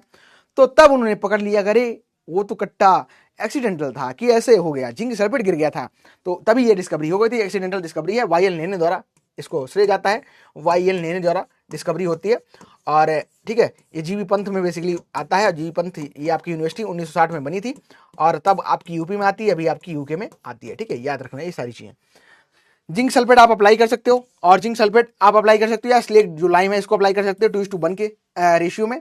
ठीक है, अगर आप क्या करेंगे 5 किलोग्राम जिंक सल्फेट डिजोल्व कर लेंगे और 2.5 किलोग्राम स्लेक्ट लाइम को 1000 लीटर में अगर आप डिजोल्व करके आप स्प्रे कर सकते हो तो आपके लिए बहुत अच्छा माना जाता है। या आप क्या करो, स्प्रे कर दो सोल्यूशन का। ठीक है, 10 से 20 दिन पर आप स्प्रे इसका करके इसको बच सकते हो इस रोग से। ठीक है, चलो इतना समझ आ गया सबको, कोई कंफ्यूजन नहीं। सर इसको फार्मर्स फर्टिलाइजर कहते हैं, हाँ सही है, कैल्शियम अमोनियम नाइट्रेट वो है। ठीक है, ये अमोनियम सल्फेट है, CAN, जो CA है ना इसको कैल्शियम अमोनियम नाइट्रेट कहते हैं। इसको और भी कहते हैं, इसको हम और भी इसके बहुत सारे नाम है, इसको चाक लाइम कहते हैं, किसान खाद कहते हैं। ठीक है, बहुत सारा इसके नाम है, बताऊंगा इसके बारे में किसी दिन। चलो इतना क्लियर हो गया, बताओ एक बार, क्लियर सभी का क्लियर? सुमित को तो क्लियर हो गया, और आप लोगों को यशस्वी, सृष्टि, पीयूष, सुमित, प्रवीण और जो भी हमारे ऑफिसर्स थे, बताइए इनको सबको क्लियर है? कोई डाउट किसी का? All clear, all good, all clear, all good. चलो आगे बढ़ें फिर। तो एक तो खैरा याद रखना माइक्रोन्यूट्रिएंट में, देखो देख रहे हो इस तरीके से खैरा के आपके सिम्टम देखने को मिलते हैं, येलो और रेडिश स्ट्रिप आप देखने को मिल जाती हैं। ठीक है, व्हाइट रेडिश स्ट्रिप आप मिलती हैं नर्सरी फील्ड में। ये आपको दूसरा है पिक्चर बताऊंगा अभी किसका है। ठीक है, फिर आती है दूसरा हमारा यहाँ पे माइक्रोन्यूट्रिएंट की कमी से ब्राउनिंग देखने को मिलती है। ब्राउनिंग किससे होती है? तो आयरन की टॉक्सिसिटी होती है। किसकी? Fe की टॉक्सिसिटी देखने को मिलती है। टॉक्सिसिटी मतलब इसका जो कंसंट्रेशन है ये बढ़ गया और तो टॉक्सिसिटी होगी। डिफिशियंसी होगी तब भी क्या होगी, ग्रोथ नहीं होगी, और टॉक्सिसिटी होगी तब भी आपकी प्लांट की ग्रोथ आपको हैम्पर देखने को मिलेगी। तो दोनों इंपॉर्टेंट है, ना ही हमको ज्यादा देना है फर्टिलाइजर, ना ही हमको कम फर्टिलाइजर देना है। अगर आप ज्यादा दोगे तो टॉक्सिसिटी हो जाएगी, कम दोगे तो डिफिशियंसी हो जाएगी। तो हम क्या फिर करें क्या भाई, आप दोनों में समस्या उत्पन्न कर दे रहे हो। ठीक है, ज्यादा दें तब भी प्रॉब्लम, आपको कम दें तब भी प्रॉब्लम। तो बिल्कुल आप क्या करो, बैलेंस यूज फर्टिलाइजर करो। क्या करो? बैलेंस यूज फर्टिलाइजर करो। ठीक है, चलो ब्राउनिंग की बात कर रहे हैं तो ये आपको Fe की टॉक्सिसिटी देखने को मिलती है। और जो आयरन टॉक्सिसिटी है बेसिकली आपको वाटरलॉग जो सॉइल होता है, इसको हम एसिड सल्फेट सॉइल कहते हैं, यहाँ पे आपको ज्यादा देखने को मिलती है। या फिर हम बात करें अल्टीसोल जो सॉइल ऑर्डर की से बनने वाली सॉइल है और ऑक्सीसोल से बनने वाली सॉइल है, यहाँ पे आपको ज्यादा देखने को मिल जाती है समस्या, ठीक है। अच्छा, जो Fe की क्रिटिकल कंसंट्रेशन होती है Fe की राइस लीव्स में, that is around the 300 ppm, याद रखना, ठीक है। क्रिटिकल जो आपकी लिमिट है ये 300 ppm होती है। आप इसको लिख सकते हो 0.03% लिख सकते हो, ठीक है। कन्वर्जन आना चाहिए आपको। इसमें क्या होता है, ब्राउन स्पॉट्स अपीयरेंस आपको लोअर लिप पे देखने को मिलता है, starting at the tips and ये स्प्रेड होता है कहां, बेस तक, ठीक है। तो ये आपका दूसरा हो गया। तीसरा आता है अकोची। अकोची बेसिकली ये H2S जो गैस होती है, ठीक है, हाइड्रोजन सल्फाइड होती है गैस, उसकी वजह से रिडक्शन होता है सल्फेट का, ठीक है। सल्फर रिड्यूस कर जाती है। सल्फर रिड्यूसिंग जो बैक्टीरिया होते हैं, इसमें आपका डी सल्फो फाइवलो विब्रो है, आपका डी सल्फो फाइटो मेकुलम है, इनका देखने को मिलता है। क्या होता है यहाँ पे अकोची में, क्या होता है ये याद रखना, किससे होता है, H2S, ठीक है, हाइड्रोजन सल्फाइड जो गैस होती है उसके द्वारा यहाँ पे देखने को मिलता है। इसमें रिडक्शन हो जाता है किसका, तो सल्फेट का। किसमें होगा, सल्फर रिड्यूसिंग हो जाएगा, बैक्टीरिया वर्क करेंगे कौन कौन से, तो याद रखना ये आपके 2 बैक्टीरिया यहाँ पे देखने को मिल रहे हैं। ये वाटरलॉग्ड कंडीशन में आपको ज्यादा देखने को मिलता है। और फर्स्ट इसकी रिपोर्ट जापान में हुई थी, इस चीज को भी आप याद रखना, ठीक है। Yes sir, NABARD grade A officer का ऑल क्लियर है, बहुत सही, ठीक है। इतना याद रखना इसको, इंपॉर्टेंट चीजें फिर से एक बार रिवाइज कर लो। Browning, this is occurs by the toxicity of the Fe, the concentration is more than 300 ppm. The browning in rice we can see after this if H2S यानी कि हाइड्रोजन सल्फाइड की कंसंट्रेशन अगर कहीं ना कहीं आपकी बढ़ जाती है, हाइड्रोजन सल्फाइड जो गैस है यहाँ पे अगर देखने को मिलेगी, तो उससे क्या होगा, सल्फर का और रिडक्शन देखने को मिलेगा। तो इसमें क्या होता है, सल्फर ऑक्सीडाइजिंग बैक्टीरियाज होते हैं, ठीक है, रिड्यूसिंग बैक्टीरिया सॉरी होते हैं, वो क्या करते हैं, इसको कह सकते हैं इसके पीछे का रीजन है। और इसको सबसे पहले कहाँ आइडेंटिफाई किया गया था, जापान में किया गया था। ऑल क्लियर, चलो बढ़ते हैं आगे। फिर हमारा अगला आता है, अच्छा इसमें ब्लैक क्राउन, ये रूट्स आपको देखने को मिल रही थी, इस तरीके से सिम्टम देखने को मिलता है। ये आपका H2S का हो जाता है, ठीक है। ये क्या है, ये आपको क्या है, H2S के द्वारा देखने को मिल रहा है इस तरीके से कुछ, ठीक है। ये इस तरीके से आपको सिम्टम देखने को मिल जाते हैं। चलो फिर आता है रोल ऑफ सिलिकॉन। अच्छा, रोल ऑफ सिलिकॉन की जब भी हम बात करेंगे तो याद रखना कि टोटल, अब मैं आपसे पूछूं कि एसेंशियल प्लांट न्यूट्रिएंट कितने हैं, तो बोलिए फटाफट कितने हैं, 17 हैं। कितने हैं, 17 हैं। अच्छा 17 की बात कर रहा हूं, 17 में क्या आपको सिलिकॉन देखने को मिलता है, सर नहीं सिलिकॉन नहीं मिलता है। तो फिर सिलिकॉन को क्या हम कह दें कि एसेंशियल न्यूट्रिएंट है, हाँ नहीं ये मत कहो। तो फिर क्यों क्या कहें, हाँ एक काम करो, आप ये कह दो कि राइस के लिए जो सिलिकॉन है, राइस के लिए सिलिकॉन है, ये कैसा है, एसेंशियल है। कैसा है, एसेंशियल है, ठीक है। राइस के लिए क्या है, एसेंशियल देखने को मिल रहा है, ठीक है। राइस के लिए क्या है, एसेंशियल सिलिकॉन देखने को मिल रहा है, ये कह सकते हो, ठीक है। ये मत कहो कि एसेंशियल जो प्लांट न्यूट्रिएंट में इसमें ये सिलिकॉन आता है, ठीक है, नहीं कह रहे। तो कहें क्या कि जो राइस में सिलिकॉन है ये एसेंशियल है। ये कथन हमारा बिल्कुल सत्य है। सिलिकॉन क्या करता है, आपको बेनिफिशियल न्यूट्रिएंट देखने को मिलता है, किसके केस में, राइस के फील्ड में। ये कैसे बेनिफिट प्रोवाइड करता है, तो अगर मैं बात करूं यहाँ पे ये कैसे बेनिफिट प्रोवाइड करता है, ये इनहेंस करता है plant resistant, forming the thick cuticle layer, silicon layer बनाता है। अब नहीं समझ पाए आप, चलो समझाते हैं यहाँ पे। मान चलो ये आपका प्लांट है, ठीक है, ये आपको राइस का इस तरीके से ये प्लांट देखने को आपको राइस का मिल रहा है, ठीक है। ये आपको राइस का इस तरीके से प्लांट देखने को मिल रहा है। अब जब प्लांट की मैं बात करूं तो इसमें क्या है, इसमें क्या होगा, बहुत सारी डिजीज देखने को मिलेंगी, बहुत सारे आपको पेस्ट देखने को मिलेंगे। तो सिलिकॉन अगर है, क्या है, सिलिकॉन अगर है अच्छी मात्रा में, ठीक है, अगर सिलिकॉन यहाँ पे अच्छी मात्रा में है, सिलिकॉन अगर अच्छी मात्रा में है, तो जो लीप्स हैं यहाँ पे क्या करेगा, क्यूटिकल लेयर को फॉर्मेशन कर देगा, सिलिका क्यूटिकल लेयर बना लेगा। और सिलिका क्यूटिकल लेयर बना लेगा तो ये कैसी होती है, इन हार्डी नेचर होती है, हार्ड होती है, ठीक है। तो ना ही इंसेक्ट लगेंगे, ना ही यहाँ पे पेस्ट लगेंगे, तो क्या होगा, तो ये बचाव हो जाएगा और हमारी ईल्ड हमको अच्छी देखने को मिलेगी। तो इसीलिए सिलिकॉन जो है ये न्यूट्रिएंट इसमें राइस में इंपॉर्टेंट है, बहुत सही, सबका लिख गया है। Silicon is essential nutrient for rice, okay done perfect. चलो तो ये क्या करता है, ये बैरियर का काम करता है। कैसे बैरियर बनाएगा, तो थिक क्यूटिकल सिलिका लेयर बना लेगा, जो कि एज एक्ट करेगी किसके, बैरियर, इंसेक्ट। पता ले, एक आपने रील देखा होगा, तो उसमें एक मच्छर आता है और इंसान की यहाँ स्किन पे बैठता है और अपना उसका नहीं जो आगे प्रोबोसिस होता है इसको घुसा के चूसता है रस, रस मतलब हमारा रस, खून हमारा, ठीक है, चूसता है।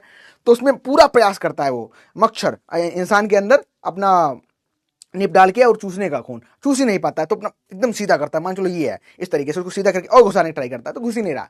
तो यानी कि क्या हो रहा है, वहां पे एज ए बैरियर काम कर रही है। तो प्लांट के ना डिजीज लग पाएंगी, ना तो इंसेक्ट पेस्ट लग पाएंगे, तो क्या होगा, तो इसीलिए हम सिलिकॉन को यहाँ पे अप्लाई करते हैं, ठीक है, इजी है, याद रखना इस चीज को।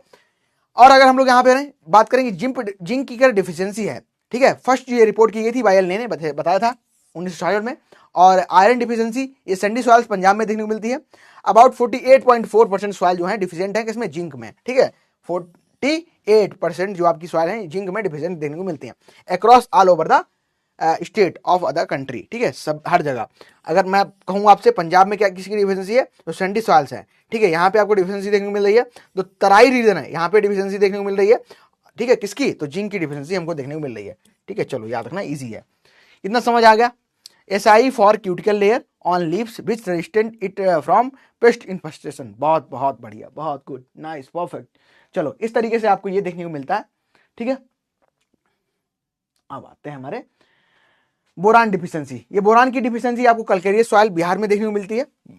इजी है बट इतना दिमाग मत लगाना, एक बार सेंटेंस पढ़ लेना, अगर कुछ ऐसा क्वेश्चन आता है तो आप फिर हल कर लो, ठीक है। जो आयरन की डिफिशियंसी है ये आपको मोर कॉमन कर्नाटक में देखने को मिलेगी। बोरान की डिफिशियंसी है ये हायर आपको देखने को मिलती है उड़ीसा में।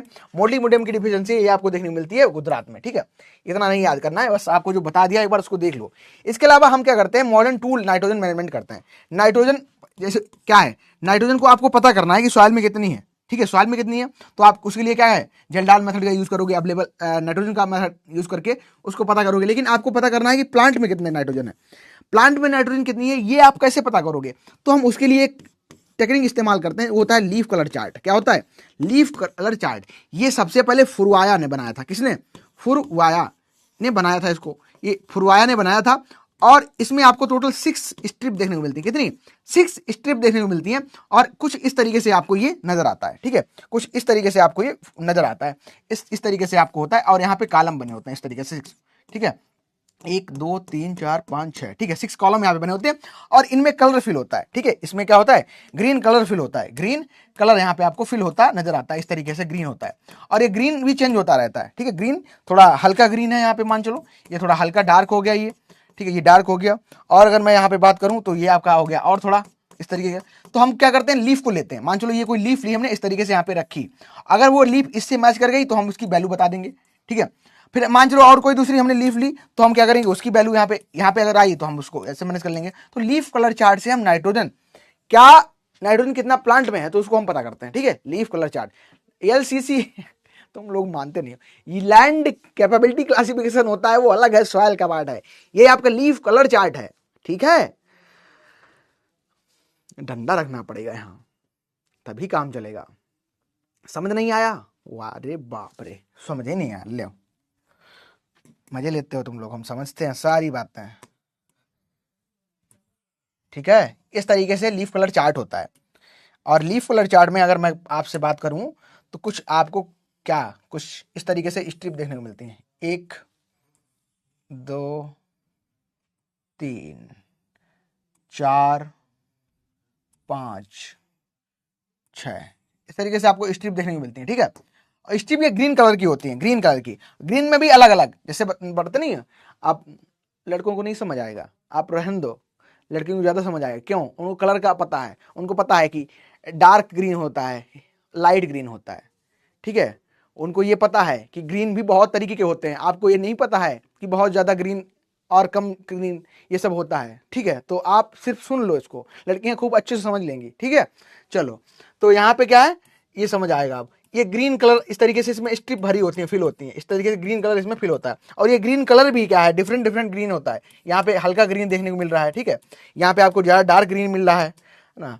अब क्या करें बेचारे, नहीं ग्रीन का अंदाजा है तो क्या पढ़ेंगे ना, पढ़े ना, हम छोड़ दें पढ़ाई, नहीं कोई बात नहीं, आप देख लो सिर्फ, है ना, आप कहते नहीं हम देखने के लिए आए हैं।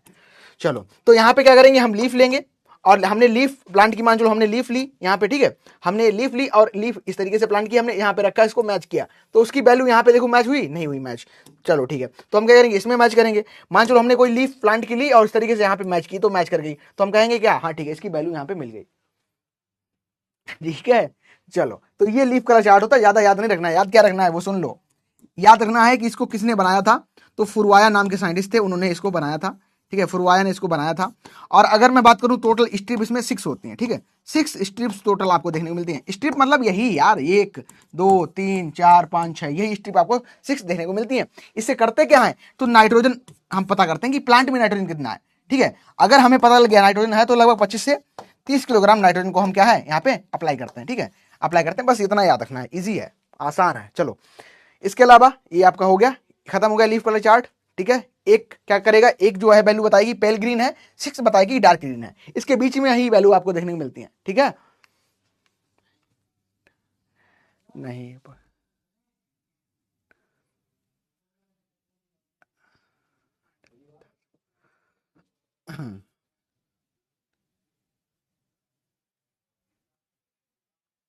हमें समझना है आपसे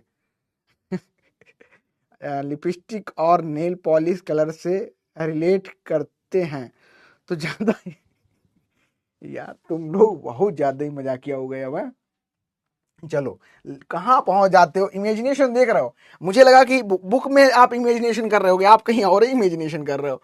हाँ? पूरा फाउंडेशन चले गए आप तो। हाँ, अच्छी बात है। फिर एक आता है स्पेड मीटर, जिसको हम क्लोरीमीटर कहते हैं। इससे क्या होता है, सॉयल प्लांट एनालिसिस डेवलपमेंट का हम यहाँ पे एनालिसिस करते हैं। ठीक है, पढ़ा दे रहा हूँ हाई लेवल तक का, ताकि आपको पूछा जाए तो याद रहे।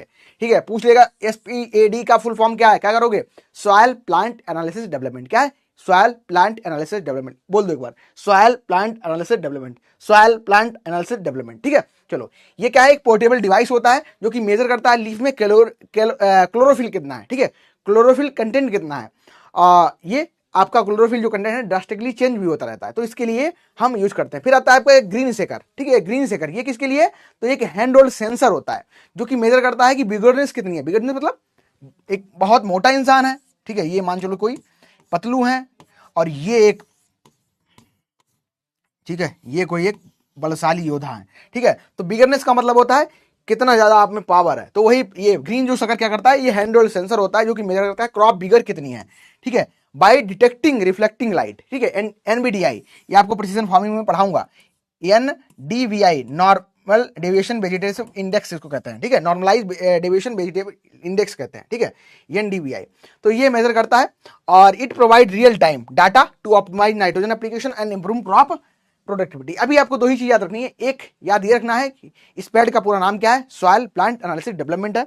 दूसरा, इसमें क्या हम यूज कर रहे हैं, तो ग्रीन सकर यूज कर रहे हैं। ये क्या है, बिगरनेस बताता है कि प्लांट की डेंसिटी कितनी है, प्लांट खुद में कितना डेवलप है ना, तो ये बताता है ग्रीन सेंसर, ये आपको ग्रीन सीकर बताता है। ठीक है, याद रखना। फिर आता है बायोलॉजिकल नाइट्रोजन फिक्सेशन। तो आप सभी जानते हैं कि बायोलॉजिकल नाइट्रोजन फिक्सेशन है, ये बहुत इंपॉर्टेंट आपको राइस की फील्ड में देखने को मिलता है। और इसमें कुछ बैक्टीरिया होते हैं जो कि वर्क करते हैं बायोलॉजिकल नाइट्रोजन फिक्सेशन पे। कुछ बैक्टीरिया है जो कि वर्क करते हैं। कौन कौन से बैक्टीरिया हैं, तो उनकी हम डिस्कशन कर लेंगे। सबसे पहले हमको ब्लू ग्रीन एल्गी देखने को मिलता है, ब्लू ग्रीन एल्गी। और इसका नाम तो एल्गी है, लेकिन ये एल्गी नहीं है, ये बैक्टीरिया होता है। क्या है, ये एक बैक्टीरिया होता है, याद रखना है। इस चीज को गलत फहमी मत करना कि इसके नाम से आप इसको एल्गी बोल दो, एल्गी नहीं है, बैक्टीरिया है। और बैक्टीरिया में भी इसको हम साइनो बैक्टीरिया बोलते हैं। क्या है, इसको हम साइनो बैक्टीरिया बोलते हैं। ये चीज भी आप लोग याद रखना। ठीक है, याद रखना। ये ग्रुप ऑफ बहुत सारे बैक्टीरिया का होता है। कौन कौन से हैं, इसको हम साइनो बैक्टीरिया बोलते हैं। इसमें एनाबीना हो गया, नॉस्टॉक हो गया। ठीक है, ये आपको देखने को मिलता है बायोलॉजिकल नाइट्रोजन फिक्सेशन में। बीजीए की जब आप बात करोगे, नाइट्रोजन रिक्वायरमेंट यहाँ पे लगभग 25 से 30% ये इसको बढ़ा देते हैं, और यील्ड भी लगभग आपको 25 से 30% बढ़ती हुई नजर आती है। ये लगभग 20 से 30 किलोग्राम नाइट्रोजन पर हेक्टेयर यहाँ पे क्या करते हैं, फिक्स करते हैं। और जो बीजीए है, इसका जो सीड रेट है, ये 10 किलोग्राम प्रति हेक्टेयर देना चाहिए। वो तो बात की बात हो गई, इसको नहीं याद करना। बीजीए बात करें तो ये आपको 10 किलोग्राम प्रति हेक्टेयर आफ्टर 7 डे ट्रांसप्लांटिंग में स्टैंडिंग वाटर में आप फील्ड में इसको अप्लाई भी कर सकते हो। अच्छा, अब आप कहोगे सर अप्लाई भी करना है, आप तो बोल रहे हो कि नाइट्रोजन जो बैक्टीरिया है ये फिक्स करते हैं, बायोलॉजिकल नाइट्रोजन फिक्सन है, अवेलेबल होते हैं। हाँ, अवेलेबल होते हैं, इसको आप बाहर से भी बना सकते हो। ठीक है, अभी तो बहुत सारे मेथड हैं, इस पर रिसर्च भी चल रही है कि बीजीए को क्या करें हम as a nitrogen source use कर लें, राइस में यूज करें कि बहुत सारी क्रॉप में यूज कर लें। तो बहुत सारी क्रॉप में सिर्फ हमारे सामने ये डिफिकल्टी आती है कि वहाँ वाटर लाइट कंडीशन नहीं है, और जब वाटर लाइट कंडीशन नहीं है तो अच्छे से वर्क नहीं होगा। तो हम क्या करेंगे, क्या फिर राइस में इसके यूज कर लें। हाँ, राइस में यूज कर लें, और यूज भी करते हैं। ठीक है, याद रखना। इसके अलावा इसमें कुछ बॉटन फन पाए जाते हैं, जिसमें आपका एजोला आता है, एनाविना आता है, एनाविना एजोली है।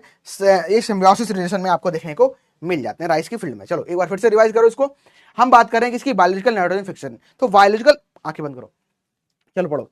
बायोलॉजिकल नाइट्रोजन फिक्सेशन की जब मैं यहाँ पे बात कर रहा हूँ कि यानी कि लगभग यहाँ पे 20 से 30 किलोग्राम नाइट्रोजन को ये फिक्स कर देते हैं। बायोलॉजिकल नाइट्रोजन फिक्सेशन क्या होते हैं? ये कुछ बैक्टीरिया होते हैं, ग्रुप ऑफ बैक्टीरिया होता है जिसको हम साइनोबैक्टीरिया या हम इसको ब्लू ग्रीन एल्गी कह देते हैं। ब्लू ग्रीन एल्गी की बात करूँ तो इसमें एनाबिना, नास्टाक, ठीक है, एनाबिना अजोली, ये सभी बैक्टीरिया देखने को मिलते हैं जो कि हमारी बायोलॉजिकल नाइट्रोजन फिक्सेशन यानी कि वातावरण में नाइट्रोजन है इसको सॉइल में फिक्स करके प्लांट को अवेलेबल करा देते हैं। और अवेलेबल कराते हैं तो इसमें नाइट्रोजन की जो फिक्सेशन है इसको करने के साथ साथ यील्ड को भी इंक्रीज देखने को मिलता है। यील्ड में लगभग मैं बात करूं तो 20 से 30% आपको इंक्रीजमेंट देखने को मिल जाता है। इस चीज को आप लोग याद रखोगे, ठीक है। चलो क्लियर हो गया, सबने बोल दिया। सृष्टि, यशस्वी, रवि, प्रवीण, बताओ सभी को याद हो गया? याद हो गया ना? आगे बढ़ो, रिवाइज जरूर क्या करो आप लोग, कुछ भी पढ़ो उसको रिवाइज करो। इसके अलावा मैं बात करूं एजोला पिन्नाटा, ये एक स्पीसीज है जो कि बायो फर्टिलाइजर देखने को मिलता है और ये ऑर्गेनिक एज ए, इसको हम क्या है but as a also user organic manure के फॉर्म में भी इसको करते हैं। कुछ नॉन सिम्बायोटिक बैक्टीरिया जो कि फ्री लिविंग कह देते हैं इसमें नाइट्रोजन को फिक्स करते हैं, जैसे कि एजोटोबैक्टर हो गया आपका, एजोस्पाइलम हो गया, और ये कंट्रीब्यूट करता है बायोलॉजिकल नाइट्रोजन फिक्सेशन में राइस की फील्ड में, आपको ये पता होगा, ठीक है। इन्वायरमेंट कंसर्न क्या है? राइस की फील्ड से आपको पता है मैथेन निकलती है, मैथेन का इमिशन होता है, कहां से होता है? मीथेन जो गैस है इसका इमिशन आपको कहां देखने को मिलता है? तो ये देखने को मिलता है राइस की फील्ड से, ठीक है, राइस की फील्ड से। ये क्या होता है? Gas due to reduction of CO2 ये क्या कर रहा है? अगर मान चलो अगर मैथेन निकलता रहा, और मैथेन कैसी है? मैथेन कैसी है? सब तो नहीं याद करोगे, इंपॉर्टेंट चीज याद करोगे। कोई भी टॉपिक उसके 4 पॉइंट, कोई भी टॉपिक उसके 4 पॉइंट, कोई भी टॉपिक उसके 4 पॉइंट, ठीक है। सर समझ आ गया, याद पूरी तरह से नहीं हुआ, कोई बात नहीं, याद एक बार में नहीं होगा। आंख बंद करो, उस टॉपिक में 4 पॉइंट कौन कौन से इंपॉर्टेंट है उनको नोट करो, बस बोल दो एक बार, याद हो जाएगा, ठीक है। तो ये आपको मेथड देखने को मिलती है। और इसके लिए हम क्या कर सकते हैं? ब्राउन मैन्योरिंग कर सकते हैं, ठीक है। ब्राउन मैन्योरिंग बेसिकली क्या होता है? नो टिल कंडीशन कह देते हैं इसमें, ठीक है। और एक ग्रीन मैन्योरिंग की तरह देखने को मिलता है। इसको सबसे पहले ऑस्ट्रेलिया में 1996 में यूज किया गया था ब्राउन मैन्योरिंग को, ठीक है। लो लैंड का राइस कंडीशन जो होती है वहां पे हम लोग इसको करते हैं, ठीक है। चलो ब्राउन मैन्योरिंग के बारे में समझ लो। ब्राउन मैन्योरिंग बेसिकली क्या है? ये सस्टेनेबल एग्रीकल्चर प्रैक्टिस है जहां पे हम एज ए कवर क्रॉप कुछ क्रॉप को ग्रो करते हैं। कवर क्रॉप क्या होती है? इनको क्या करते हैं? कवर क्रॉप क्या है? मान चलो ये जो सॉइल में इरोजन को कम करते हैं, गैसेस लॉस को कम करते हैं, अल्बेडो रेशियो को बढ़ाते हैं, ठीक है। तो बहुत सारे अच्छे अच्छे काम कवर क्रॉप के द्वारा होते हैं। कवर क्रॉप की अगर एग्जाम्पल की बात करूं तो ग्राउंड नट, काउपी ये आपको कवर क्रॉप में देखने को मिल जाती हैं। इसके बाद बात करूं मैं सेसबेनिया हो गया, ढेचा हो गया, इनको हम लगा सकते हैं as a ground manuring along the rice field, ठीक है। उसके साथ साथ आप इसको ग्रो कर सकते हो। सेसबेनिया इसको आप ब्रॉडकास्ट कर सकते हो एट द रेट ऑफ 20 से 25 kilogram per hectare on moist soil 2 to 3 days after rice sowing and both crops grown together for 25 to 30 days। और बाद में क्या करोगे? सेसबेनिया को आप नॉकडाउन इफेक्ट जानते हो किसमें देखने को मिलता है? चलो बीजीए का उपयोग किस टाइम पर करते हैं? देखो पहले तो सुन लो, ब्लू ग्रीन एल्गी है, ये प्लांट सॉइल में आपको देखने को मिलता है अपने आप से। अब अपने आप से मिलेगा तो क्या करें? हम भी अप्लाई कर दें कुछ, हाँ आप भी कर दो, तो आप अप्लाई कर सकते हो इसको, ठीक है। और कब कर सकते हो? जब आप ट्रांसप्लांटिंग जैसे आपने कर दी उसके 1 वीक बाद, या आप 1 वीक शुरुआत में ही स्टार्ट में अप्लाई कर दो, लेकिन पानी होना चाहिए, ठीक है। याद रखना कि ब्राउन मैन्योरिंग में क्या है, अब यहां से समझ लो। अब आप याद कैसे करना है, किसी चीज को याद कैसे करना है? तो ब्राउन मैन्योरिंग लो, ब्राउन मैन्योरिंग लो, उसके 4 पॉइंट क्या क्या हो सकते हैं। एक तो मैंने बोला कहां इसको यूज कर रहे हैं, तो राइस में हम लोग करते हैं, ठीक है, राइस में हम ब्राउन मैन्योरिंग करते हैं। दूसरा क्या होगा? यहाँ पे जितनी कवर क्रॉप है, ठीक है, कवर क्रॉप को हम ग्रो करेंगे। कब ग्रो करेंगे? तो यहाँ पे दिया गया है कि हम 20 से 25 किलोग्राम ये क्या करते हैं? ग्रो करते हैं, और 2 to 3 days, ठीक है, 2 से 3 days तक हम इसको क्या करेंगे? राइस को एक साथ साथ ग्रो करेंगे, ठीक है। यानी कि राइस के साथ में हम क्या कर रहे हैं? इसमें जो सेसबेनिया है या जो भी है कवर क्रॉप बेसिकली, इनको हम ग्रो कर रहे हैं। और जब ये लगभग कितना हो जाएगा? 30 दिन की हो जाएगी, दोनों क्रॉप 30 दिन की हो जाएंगी, तो हम क्या करेंगे? जो यहाँ पे हमने उगाया था, ठीक है, ढांचा या सेसबेनिया जो भी उगाया था, इसको खटाखट खत्म कर देंगे, ठीक है, काट डालेंगे, उसी में डाल देंगे। तो क्या हो गया? ये हो गया हमारा ब्राउन मैन्योरिंग, ठीक है, ये हमारा हो गया ब्राउन मैन्योरिंग। तो समझ गए ब्राउन मैन्योरिंग क्या है? अच्छा, अगर हम बात करें आयरन की डिफिशियंसी, ये हमको मोर कॉमन कर्नाटक, और हायर डिफिशियंसी आपको ओडिशा, मोलिब्डेनम, अच्छा वो गुजरात, एक्स्ट्रा पॉइंट यहाँ पे दिया गया था, ठीक है, याद रखना इसको। ब्राउन मैन्योरिंग याद हो गया? Brown manuring. ग्रीन मैन्योरिंग में आप क्या करते हो, ग्रीन मैनोरिंग। मैनोरिंग दो प्रकार की होती है, एक होती है आपकी इन सीटू, एक होती है एक्स सीटू। इन सीटू का मतलब होता है आपने ऐसी क्रॉप उगाई जो कि नाइट्रोजन को फिक्स करती हैं। जब वो नी हाई स्टेज पे पहुंच गई, नी हाई मतलब घुटने की स्टेज पे पहुंच गई, और आपने काट के उनको फेंक दिया है, काट के उनको खेत में फेंक दिया, और क्या होगा उससे ऑर्गेनिक मैटर इंक्रीज होगा, नाइट्रोजन बढ़ेगी और स्ट्रक्चर बढ़िया होगी, सॉइल एरेशन अच्छा होगा, बहुत सारे अच्छे अच्छे काम देखने को मिलेंगे, ऑर्गेनिक मैटर बढ़ेगा, ठीक है, बहुत सारी चीजें होगी। लेकिन ब्राउन मैनोरिंग क्या है, सिर्फ हम लोग यहाँ पे करते हैं। किसमें करते हैं, सिर्फ हम राइस में करते हैं। राइस में क्या करेंगे, तो राइस में हम उसको ढैंचे को साथ साथ उगाएंगे, साथ साथ उगा रहे हैं तो क्या होगा, ये नाइट्रोजन को फिक्स करेगा, नाइट्रोजन फिक्स होगी। लगभग हमें 1 महीने तक उगाना है इसको। 1 महीने के जैसे ढेंचा हो जाए और राइस हो जाए तो ढेंचा को काट के उसी फील्ड में डाल देना, तो ये ब्राउन मैनोरिंग हो गई। ठीक है, ये डिफरेंस समझ गए, समझ गए। चलो फिर आता है हमारा हार्वेस्टिंग। हार्वेस्टिंग जब आप कर रहे होगे तो आपको जो ग्रेन हार्वेस्ट करना है 21 से 23 डिग्री, डिग्री नहीं होता है, परसेंट होता है। क्या होता है, परसेंट। ठीक है, मॉइस्चर जो होता है वो परसेंट में होता है, ये मैं खुद को बता रहा हूं, आपको नहीं, आप सब जानते हो, होशियार बच्चे हो। चलो, तो 21 से 23% मॉइस्चर पर हम इसको हार्वेस्ट करेंगे। लेकिन क्या है, इसका जो हार्वेस्टिंग इंडेक्स है ये हमको 40% देखने को मिलता है। अगर आप स्टोर करने की बात करोगे तो लगभग 14% से 12% मॉइस्चर पर हम इसको स्टोर करेंगे, ठीक है, कॉमर्शियल प्रोडक्शन के लिए। इस राइस जो हस्क होता है लगभग यहाँ पे 18% आपको सिलिकॉन देखने को मिलता है। जो राइस हस्क है यहाँ पे 20% आपको ऐश देखने को मिलता है, यानी कि भस्म देखने को मिलती है। ठीक है, भस्म देखने को मिलती है। और 90% जो होता है इसमें आपको सिलिकॉन देखने को मिल जाता है। कितना, 90% आपको सिलिका देखने को मिल जाता है। सिलिका कंटेंट जो स्ट्रॉ होता है इसमें जनरली आपको 5 से 10% देखने को मिलता है। और इसीलिए सिलिका के उपलब्ध होने के कारण क्या होता है, जो जानवर होते हैं, जो एनिमल्स होते हैं, इसको अच्छे से फीड नहीं करते हैं। ठीक है, चलो इस चीज को याद रखना। क्या क्या याद करना है, हार्वेस्टिंग से फर्स्ट पॉइंट, कब हार्वेस्ट करोगे भाई, तो 20 से 23 डिग्री, थप्पड़ खुद के मारूं, नहीं मैं गलती नहीं करता हूं। चलो, तो आप मॉइस्चर कितना हो, 20 से 23% मॉइस्चर हो तो आप क्या करोगे, इसको हार्वेस्ट करोगे। 14 से 12% मॉइस्चर पे इसको क्या करोगे, स्टोर करोगे। इसके अलावा इसमें क्या है, 18% सिलिकॉन देखने को मिलता है, 20% एस देखने को मिलता है, 90% सिलिका देखने को मिलता है। ठीक है, ये चीजें आप बस याद करके रखोगे यहां से। ठीक है, चलो आगे बढ़ते हैं। फिर आता है कुछ इसमें इंपॉर्टेंट प्रैक्टिसेस हैं। प्रैक्टिसेस की बात करूं, सबसे पहले इसमें हलिंग आती है। ठीक है, हलिंग, हलिंग बेसिकली क्या है, हल क्या था, हल क्या था, व्हाट इज द हल, हल एग्जैक्टली लेमा प्लस पेलिया। लेमा और पेलिया को हम क्या कहते हैं, यहाँ पे हल कहते हैं, लेमा और पेलिया को हल कहते हैं। ठीक है, लेमा प्लस पेलिया को हल कहते हैं। जो ग्रेन होता है ये कैसा है, कैरियोसिव टाइप का है, जो कि टाइटली क्लोज होता है। किससे, लेमा और पेलिया से। बताया था लेमा कल क्या है, आउटर ब्रैक्ट है, और पेलिया क्या है, इनर ब्रैक्ट है। कल फंस गए थे इसी चीज में, और इसको कलेक्टिवली हम हुल कह रहे थे। तो हम क्या करेंगे, इसमें रिमूव करेंगे हस्क को या हुल को पैडी से, और हमको क्या, इस प्रक्रिया को कहेंगे क्या हम, हलिंग हो गई। ठीक है, हलिंग हो गई, यानी कि हलिंग करती क्या है, जो पैडी होती है इसको किसमें कन्वर्ट कर रही है, ब्राउन राइस में कन्वर्ट कर रही है। किसमें, याद रखना, राइस नहीं, नॉट राइस, ब्राउन राइस। ठीक है, अभी यहाँ पे राइस व्हाइट बनेगा, ठीक है, ब्राउन राइस में कन्वर्ट कर किया जाता है यहाँ पे। और एवरेजिंग अगर हम हलिंग की बात करें 66% या भाई 2/3% आपको देखने को मिलता है। बताओ, इतना याद हो गया, हंसा कौन, चलो हंसते रहो, मुस्कुराते रहो, मस्त याद करते रहो। याद हो गया, ये याद हो गया। क्या है हलिंग, क्या होता है, जब मैं बात करूं आपसे लेमा प्लस पेलिया तो इसको कहोगे आप क्या, हल। और लेमा क्या है, पेलिया क्या है, आपको पता है कि जो लेमा है this is the outer bract of the hull, और जो पेलिया है this is the inner bract of the hull. ठीक है, इनर ब्रैक्ट और आउटर ब्रैक्ट जो कि सीड को कवर करके रखते हैं, इनको हटा देंगे, इसको कहेंगे हलिंग। और इस प्रकार की जो प्रक्रिया है उसको हलिंग कहेंगे। और जो राइस मिलेगा हमको कैसा मिलेगा, ब्राउन। कितना परसेंट हलिंग होता है, तो ये आपको 66 से % कहेंगे, अब भाई 2/3 कह दोगे तो सही होगा। फिर आता है आपका माइलिंग। माइलिंग बेसिकली क्या है, अब यहां पे आपको क्या मिल गया, रिमूवल ऑफ ब्रेन, ठीक है, या ब्रान कह दोगे, bran layer and embryo. Embryo basically germ from the brown rice. मान चलो ये ब्राउन राइस है, ठीक है, ब्राउन राइस के ऊपर आपको एक परत देखने को मिलती है, बहुत मामूली सी परत होती है, ये इसको कहते हैं वो ब्रेन। ठीक है, ब्रेन अभी समझ आएगा, शुरुआत क्लास में आप लोग चिल्ला रहे थे ब्रेन क्या है, ब्रेन ब्रान है। ठीक है, ब्रान, ये ब्रान आपको देखने को मिल रहा है, इसको आप रिमूव करोगे तो इसी प्रक्रिया को, ये कौन सा पहले राइस कौन सा है, ये कौन सा है, ब्राउन राइस है। अब इसके ऊपर क्या पाया जा रहा है, ये लेयर पाई जा रही है, इसको आप ब्रान कह रहे हो। ठीक है, या इसमें एम्ब्रो है, उसको हटा रहे हो, तो इसको आपको हटाना, इस लेयर को आपको क्या करना है, हटा देना है। तो जब इसके बाद आपको राइस मिलेगा तो क्या कहोगे आप, इसको व्हाइट राइस कहोगे। मालिक क्या करता है, व्हाइट राइस यहाँ पे हमको देखने को मिल जाता है। क्या है, व्हाइट राइस देखने को हमको मिल जाता है। ठीक है, डन हो गया। फिर आता है आपका पॉलिशिंग।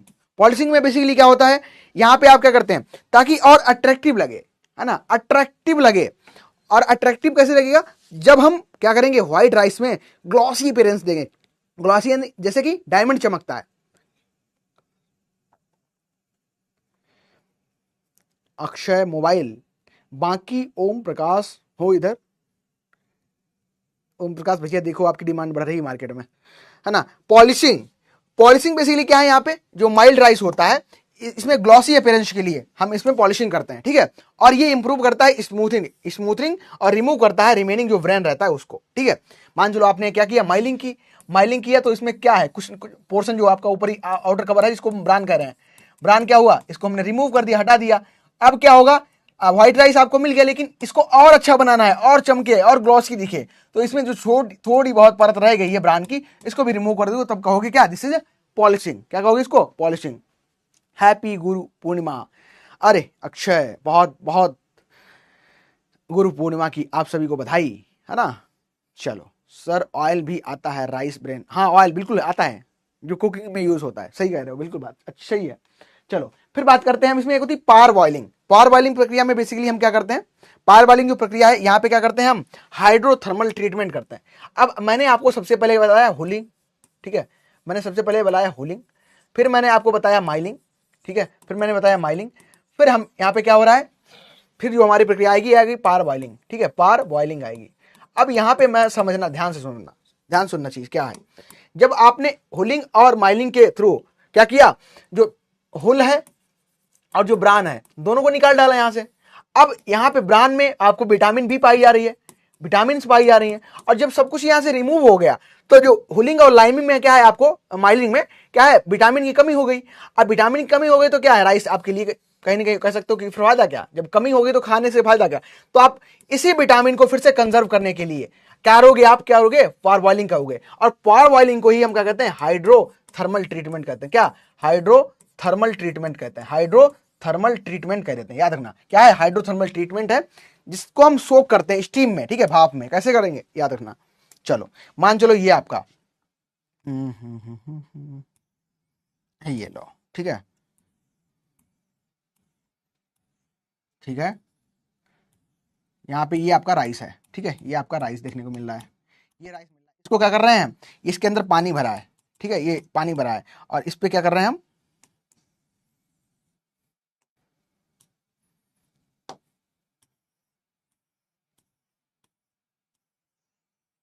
ठीक है, ये लपट निकल रही है, ये पानी भरा है, अरे ज्यादा ही कुछ हो गया। ये आपको हाइड्रोथर्मल ट्रीटमेंट याद रखना है, ठीक है, हाइड्रोथर्मल ट्रीटमेंट यहाँ पे हम लोग करते हैं। हाइड्रोथर्मल ट्रीटमेंट यानी कि स्टीम, जो भाप होती है, स्टीम, स्टीम के थ्रू हम ट्रीटमेंट करते हैं ताकि जो इसमें विटामिन का लॉस हुआ है ये फिर से क्या हो, कंजर्व हो जाए, ठीक है, ये कंजर्व हो जाए, फिर से वापस आ जाए विटामिन। तो हाइड्रोथर्मल ट्रीटमेंट यही आपको देखने को मिलता है। इसमें माइलिंग क्वालिटी, न्यूट्रिशन की जो वैल्यू होती है ये इंक्रीज हो जाती है, और विटामिन जो होती हैं और माइक्रो विटामिन जो होती हैं, जनरली एलुरान जो लेयर होती है, एलुरान लेयर बेसिकली वही आपकी जो ब्रेन हटाए जिसको, उसे वो कह रहे हो, तो इससे विटामिन B12 है, इसकी रिकवरी हो जाती है, ठीक है। इस चीज को आप लोग याद रखना, स्टीम से, हाँ ठीक है, स्टीम से, आग नहीं लगानी है, यहाँ पे क्या करना है, स्टीम के थ्रू करना है, ठीक है। तो सबसे पहले अब यहाँ से क्या क्या चीजें हैं आपको समझनी चाहिए जो कि कुछ इंपॉर्टेंट है। सबसे पहले आपके पास पैडी होती है, पैडी को रफ राइस कहते हो। फिर उसके बाद आपने क्या किया, उसको हलिंग कर दी तो आपको ब्राउन राइस मिला। ब्राउन राइस में क्या किया आपने, उसके ब्रेन को हटा दिया तो आपको क्या मिला, माइलिंग की प्रक्रिया व्हाइट राइस मिला, ठीक है। आपने फिर क्या किया, इसको पॉलिश कर दिया, यानी कि पॉलिश्ड राइस आपको मिल गया, ठीक है। ये आपका प्रोसेस चलता है, पूछ लेता है कभी कभी क्रम क्या है सही इसका। तो सबसे पहले क्या होगा, यहाँ पे आप क्या करोगे, पैडी मिलेगी आपको, फिर ब्राउन राइस मिलेगा, फिर आपको व्हाइट राइस मिलेगा, और फिर आपको पॉलिश राइस मिलेगा, ठीक है, फिर आपको पॉलिश राइस मिलेगा। अच्छा, राइस जो कर्नल होता है, ठीक है, राइस का कर्नल होता है, यहाँ पे 75% मोर देन आपको एवरेज लेंथ देखने को मिलती है होल कर्नल की, इसको हम हेड राइस कहते हैं। याद रखना, हेड राइस क्या होता है, राइस जो कर्नल होता है 75% मोर एवरेज लेंथ अगर आपको देखने को मिलती है होल कर्नल की, तो इसको हम हेड राइस कहते हैं। एवरेज जो हेड राइस रिकवरी रेट होता है ये 66 होता है, याद रखना। सेम जितना आपका वो था, क्या क्या था वो, हार्वेस्टिंग इंडेक्स, हलिंग रेशियो, अरे हार्वेस्टिंग इंडेक्स कम था, हुलिंग जो आपकी थी, हुलिंग परसेंट कितनी थी, हुलिंग सेम थी। और इसी को याद रखना, head rice recovery, head rice recovery याद करना, ज्यादा इंपॉर्टेंट तो इतना नहीं है लेकिन हो सकता है पूछ ले, तो याद करना 66 है ये भी, ठीक है। इसमें क्या होता है, ये क्या है, एवरेज जो लेंथ होती है होल राइस कर्नल की, ये आपको देखने को ज्यादा मिलती है, तो उसको हम हेड राइस रिकवरी कहते हैं, ठीक है। सर वन लाइनर भी ऐड करवा दीजिए सारे सब्जेक्ट की, वन लाइनर, चलो प्रयास करेंगे भैया, आपने कहा और फिर हम करें ना, ऐसा तो कभी हुआ ही नहीं है ना, ना कभी होगा। आप कुछ कहेंगे तो हम बिल्कुल उस, अगर वो होगा मानने वाली बात, एक्सेप्टेंस वाली चीज, सही बात, समाज के हित के लिए और आपके हित के लिए बिल्कुल किया जाएगा। चलो एक बार प्रोसेस को हम फिर से रिवाइड कर लेते हैं। जो हम लोग मॉडर्न राइस माइलिंग प्रोसेस करते हैं, सबसे पहले क्या करते हैं हम, क्लीनिंग करते हैं। मान चलो आप राइस लेके आए, आप उसको क्लीन करोगे, इसमें जो अशुद्धि होंगी, अशुद्धियां होंगी, ठीक है। अब इसको कहते हैं इंग्लिश में अशुद्धि को डोकेज, क्या कहते हैं, डोकेज, ठीक है, डोकेज। जो अशुद्धि होंगी उनको हटाओगे तो क्या कहोगे इसको, इसके बाद आप क्या कर रहे हो, क्लीनिंग कर रहे हो, ठीक है। ये क्या कर रहे हो आप, क्लीनिंग कर रहे हो, यहाँ से क्लीनिंग हो रही है। तो फर्स्ट हमारा स्टेप हो गया क्लीनिंग।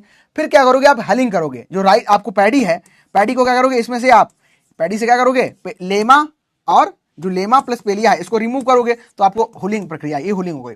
फिर आप करोगे माइलिंग में क्या करोगे, ब्रान जो होता है, ब्रान, इसको आप रिमूव कर दोगे, ठीक है। ये आपका सेकंड हो गया, थर्ड हो गया। फिर आप इसको पॉलिश करोगे, ठीक है, ये आपका फोर्थ हो गया, पॉलिश करोगे यहाँ पे, ठीक है, ये आपका फोर्थ हो गया। फिर आप उसकी ग्रेडिंग करोगे। चावल अब मिल गया किस प्रकार का, बासमती है, मोटा अनाज है, पतला अनाज है, धान, पतला धान है, मोटा धान है ना, कांग्रेस धान है, कांग्रेस धान जानते हो हम लोग, कांग्रेस धान है, सॉर्टिंग धान है। तो बहुत तरीके आपको ध्यान देंगे। सॉर्टिंग में आप सॉर्ट करते हो, कौन सा एक्स्ट्रा लॉन्ग है, कौन सा मीडियम है। तो यहाँ पे अगर मोर देन 7 होता है, 7,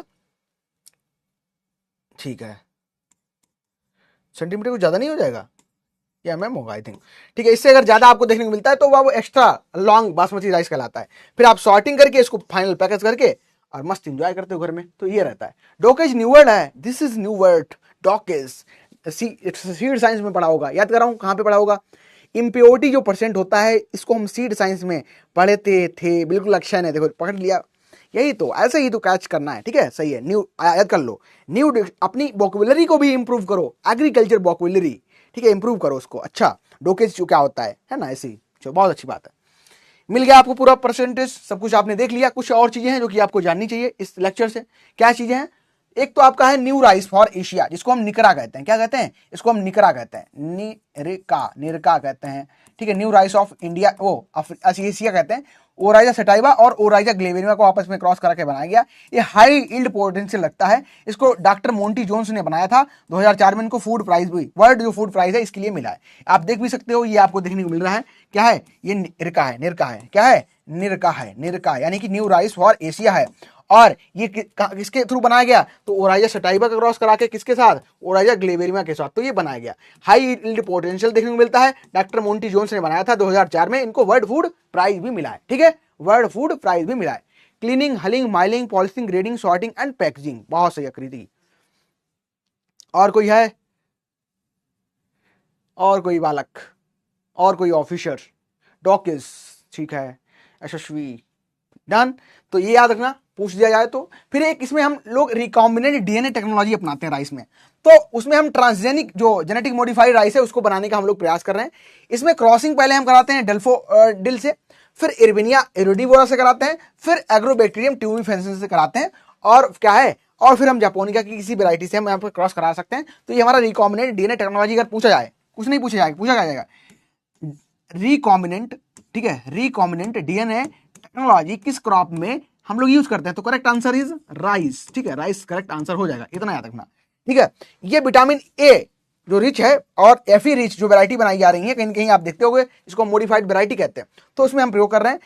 इग्नोपोर्टिकस और डॉक्टर पीटर बायर ने जर्मनी में सबसे पहले 1999 में इस पद्धति को स्टार्ट किया था, ठीक है। 4 पॉइंट, क्या है 4 पॉइंट है। First, recombinant DNA technology is utilised in which crop, तो करेक्ट आंसर क्या होगा,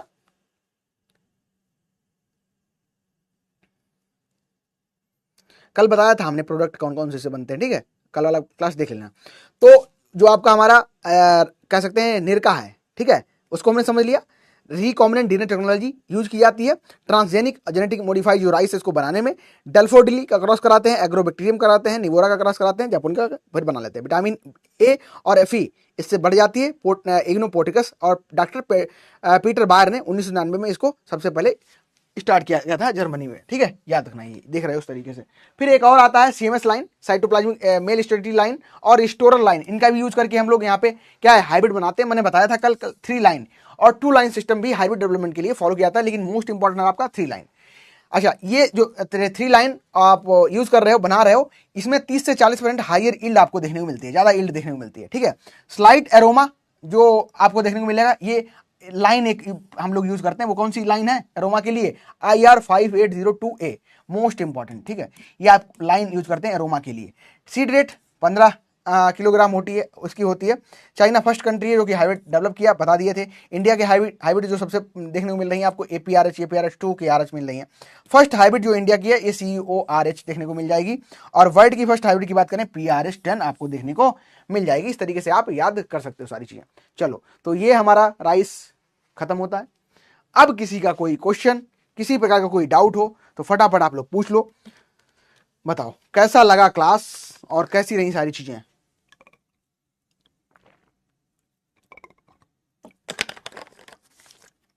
बताओ कैसा लगा क्लास, कैसा रहा आपका, सारी चीजें क्लियर हो गई, सब कुछ आपको समझ आ गया। फिर हम लोग करेंगे MCQs, क्या क्या राइस से वो इंपॉर्टेंट MCQs हो सकते हैं, इसको हम यहाँ पे करने वाले हैं, ठीक है। चलो बताओ, फटाफट फटाफट बता दो आप लोग। बढ़िया सर। और पहले तो आप सभी को, जो हमारा आज गुरु पूर्णिमा का बहुत ही पावन अवसर है, आप सभी जानते होंगे गुरु पूर्णिमा के इतिहास के बारे में। सर याद करने में को बहुत है, क्लास अच्छी थी, बहुत सही। कल मेज स्टार्ट होगा, डन, सही है, बिल्कुल स्टार्ट होगा कल। करवा दीजिए क्वेश्चन आप, हाँ करवा रहे हैं, बिल्कुल बढ़िया रहा पहले से, for waiter, oh thank you, ठीक है, मजा आ गया, ठीक है। कल वीट नहीं, वीट खत्म हो गया, सूरज वीट खत्म, ठीक है। चलो, तो कल करेंगे हम लोग मेज को, आज करेंगे इसके इंपॉर्टेंट MCQs को। तो मैं आपको कुछ गुरु पूर्णिमा के बारे में बता रहा था और आपके कमेंट्स भी देखता चल रहा हूँ। सर क्वेश्चन आंसर कर पाएंगे तब करोगे यार, आज क्वेश्चन आंसर नहीं करोगे तो फिर क्या, आज ही करोगे, फिर कुछ नहीं, आज ही करोगे सब, ठीक है। और पहले तो आपकी ज़िंदगी में जो भी गुरु हैं उनकी आप वैल्यू करो, जो जिन्होंने भी आज आपको यहाँ पहुँचाया है, किसी भी आप स्टेज में हैं तो सबसे पहले इंजॉय किया करो। एक राजपाल यादव जी का एक बहुत अच्छा मुझे सेंटेंस लगता है कि हाँ, कि अगर आप एक पल को भी वापस ला सकते हो, अपनी ज़िंदगी का एक पल भी अगर आप वापस ला सकते हो तो फिर अफसोस करो, नहीं ला पाओगे ना उसको। और हर एक पल को आप बहुत अच्छे तरीके से एंजॉय करो, ठीक है। हर एक पल को आप बहुत ही अच्छे तरीके से एंजॉय करो, और ऐसे एंजॉय करो कि आपको लगना चाहिए कि हाँ, कि ठीक है मुझे मजा आ रहा है। और कोई भी काम किया करो, देखो पढ़ाई क्या आपको पूरे दिन तो करनी नहीं है, अब 1.5 घंटे की क्लास है। जैसे राइस हमारा सबसे बड़ी क्रॉप हमको देखने को मिलती है, राइस और व्हीट हमें सबसे बड़ी क्रॉप देखने को मिलती है। आगे की क्लास में हो सकता है आपको 2-2 क्रॉप एक दिन में मैं खत्म कर दूं, क्योंकि वहां पे आपको सारी चीजें नहीं पढ़नी है। अब जो मोस्टली चीजें थी वो यहीं से आपको क्लियर हो गई, तो ठीक है। तो ट्राई किया करो सबसे पहले खुश रहने का, खुश रहने के बाद दूसरा सबसे जो आपका इंपॉर्टेंट काम है उसको करोगे।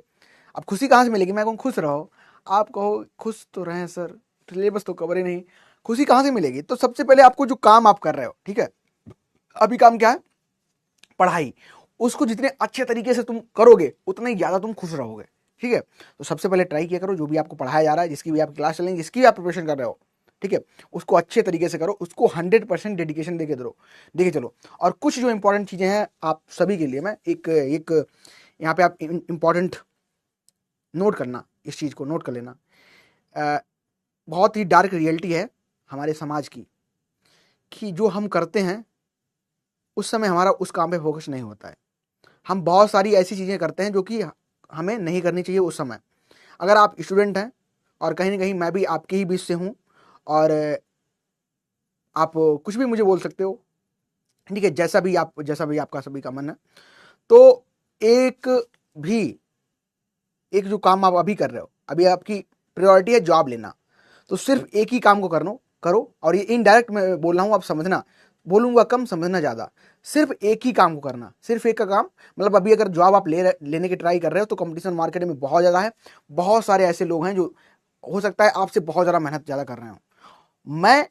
अगर मैं क्लास आपके लिए प्रेजेंट कर रहा हूँ तो मैं ये नहीं चाहता कि आपको कोई क्वेश्चन ऐसा एग्जाम में आ जाए जो इस क्लास से ना हो और बाहर से आए आप उसको कर ना पाए, वो डिसअपॉइंटेड मेरे लिए भी होगा कि मैंने नहीं फंसा पाया। और ट्राई आप ये करो कि आप जिस अभी जॉब लेने की ट्राई कर रहे हो, 1-2 साल में जॉब लो जल्दी से जल्दी। समय सभी के पास बहुत कम है।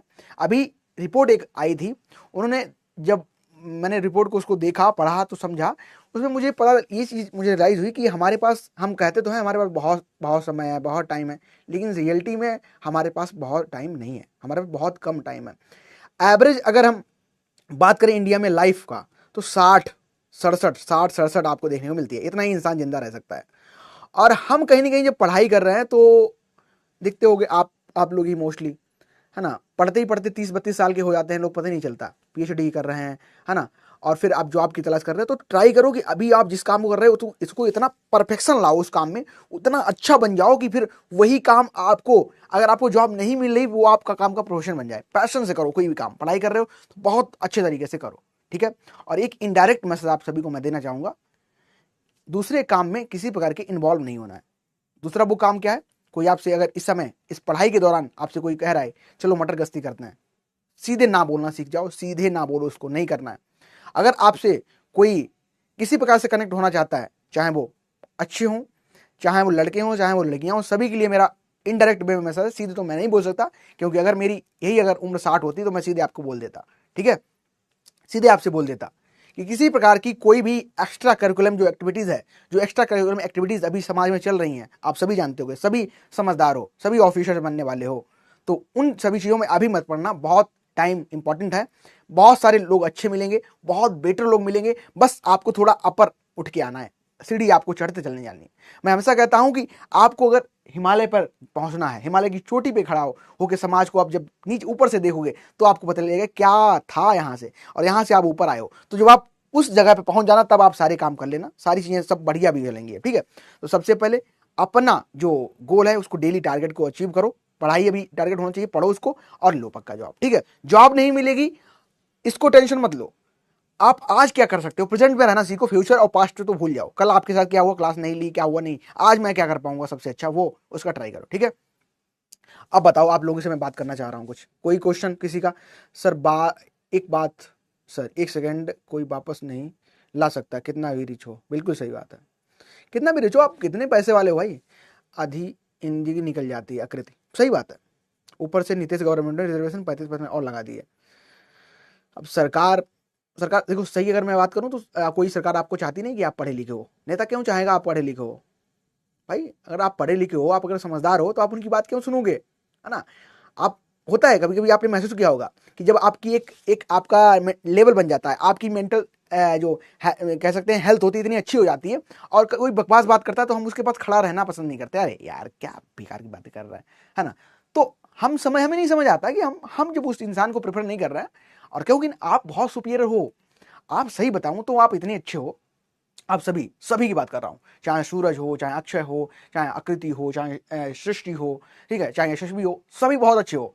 मैं देखता हूं बच्चे कोर्स लेके क्लास नहीं लगाते, और मुझे कहीं ना कहीं उस समय बहुत ज़्यादा रिग्रेट होता है कि ये ना अपने साथ आप बहुत गलत कर रहे हो,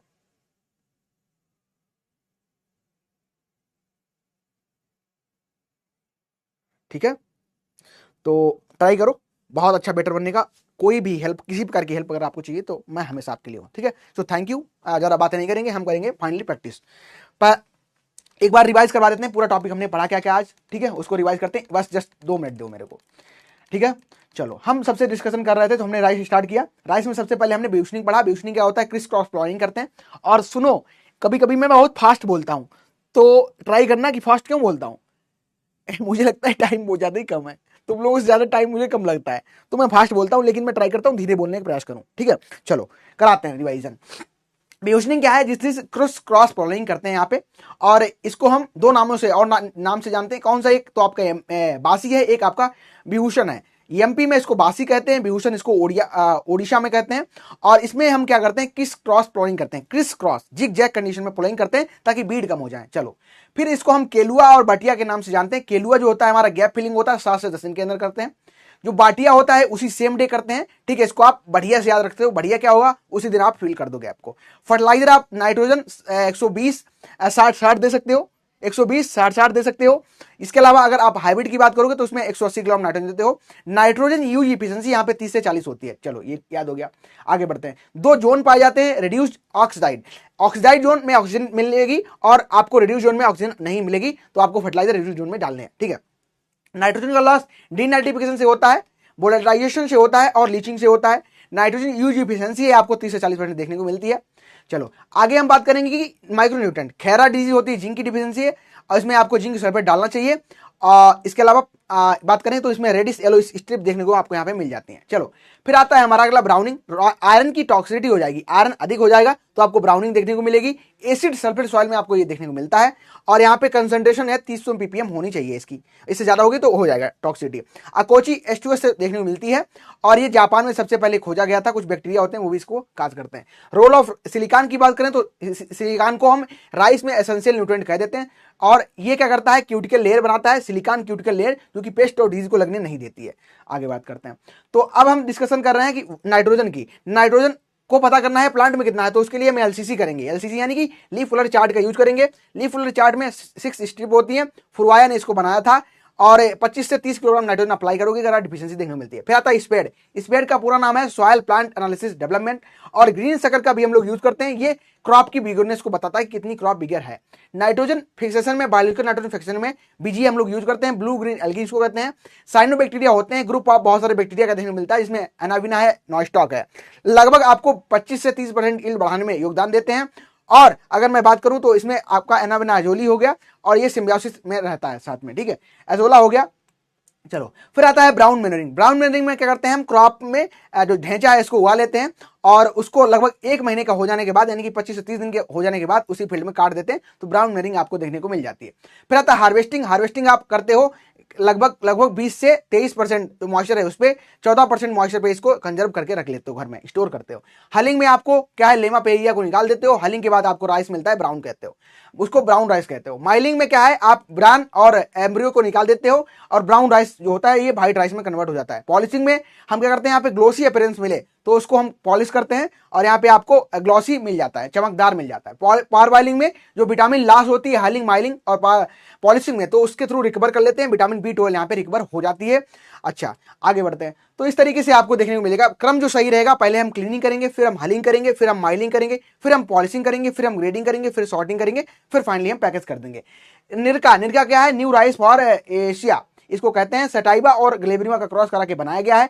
हाई इल्ड पोटेंशियल देखने को मिलता है। डॉक्टर मोंटी जोन्स ने इसको बनाया था और इसके लिए इनको फूड प्राइज 2004 में मिला है। हम बात करेंगे रिकॉम्बिनेंट डीएनए टेक्नोलॉजी। ये आपको राइस में यूज होती दिखाई देती है। यहाँ पे विटामिन ए और एफी जो वैरायटी है उनको बनाने में इसका प्रयोग करते हैं।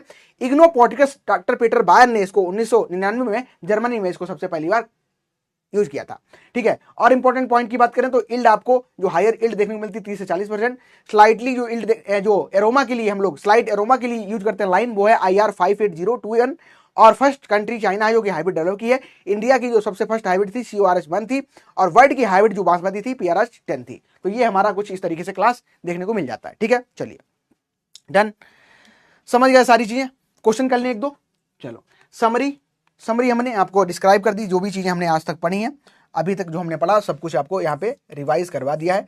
रिवीजन कर लेना आप लोग, 5 मिनट का टाइम दो और थोड़ा खुद को खुश रखने का ट्राई करो और हो जाएगा। मैं कहता हूं कि आपका हो जाएगा तो आपका हो जाएगा। मुझसे बड़ा आपका शुभचिंतक नहीं है कोई, ये मुझे घमंड है, ठीक है।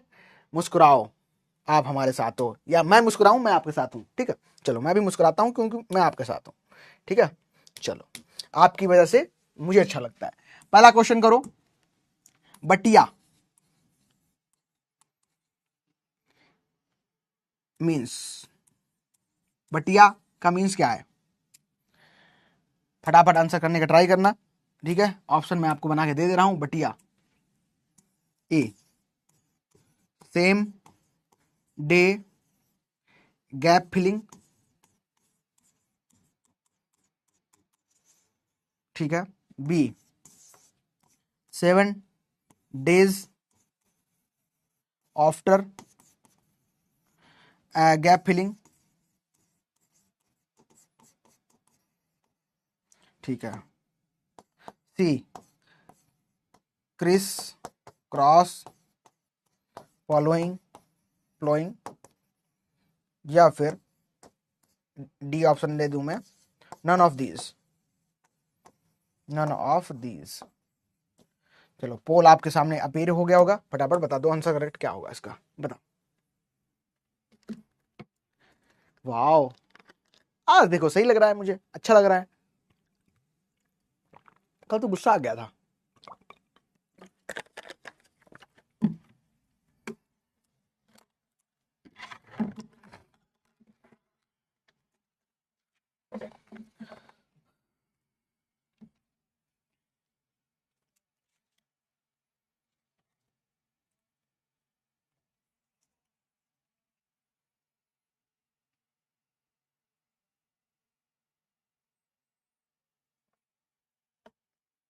हंसते रहो मुस्कुराते रहो।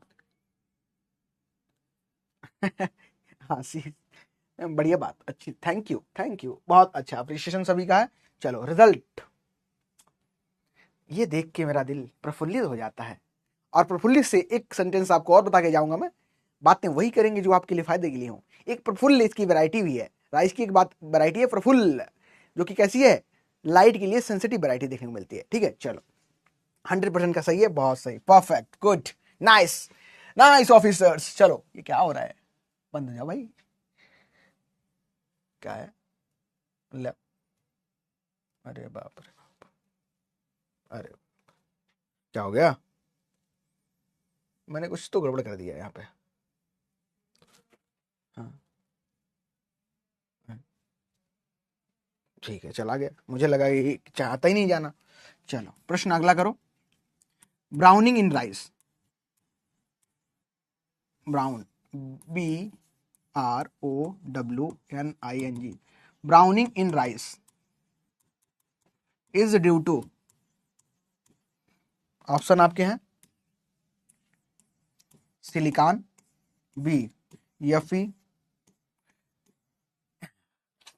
जिंक, डी ऑप्शन आपका रहेगा यहाँ पे। कह सकते हैं हम, क्या दे दें क्या दे दें क्या दे दें, और क्या था, चलो ये मैंने दे देते हैं। चलो फटाफट, करेक्ट आंसर क्या होगा इसका, ये क्या हो गया, ये बड़ा क्यों जा रहा है भाई। चलो आंसर करो फटाफट। Iron, reduction of methane, iron toxicity, attend ना कर पाया, सही तो था सभी का, 100% का सही था। ठीक है, बताओ ब्राउनिंग जो राइस में है आपको कैसे देखने को मिलती है।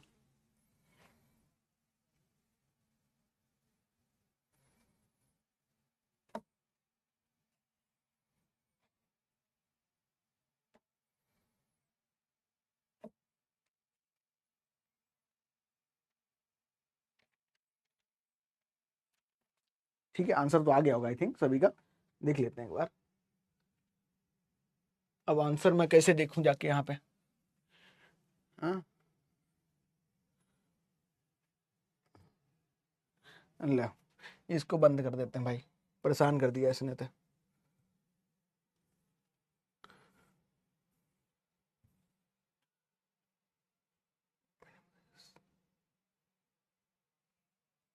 भाई चला जा तू।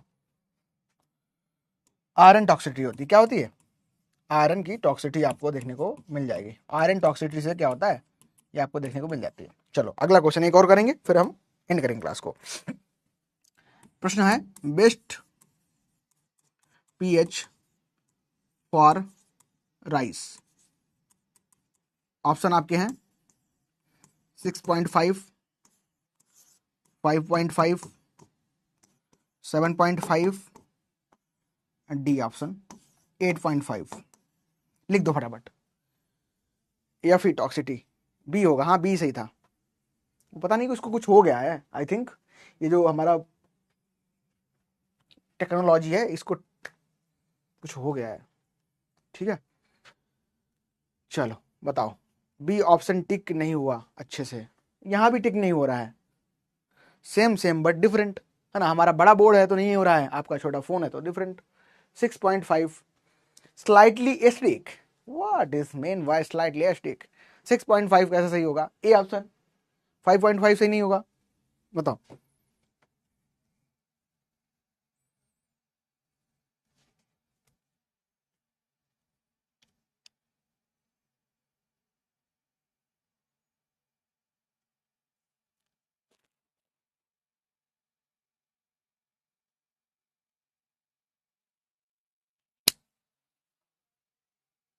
क्लास में सर, क्लास में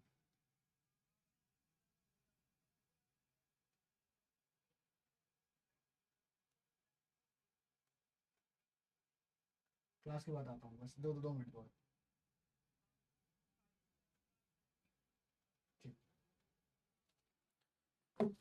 ठीक है, स्लाइटली एसिडिक पीएच होगा, स्लाइटली एसिडिक पीएच देखने को मिलेगा। करेक्ट आंसर क्या होगा फिर बताओ?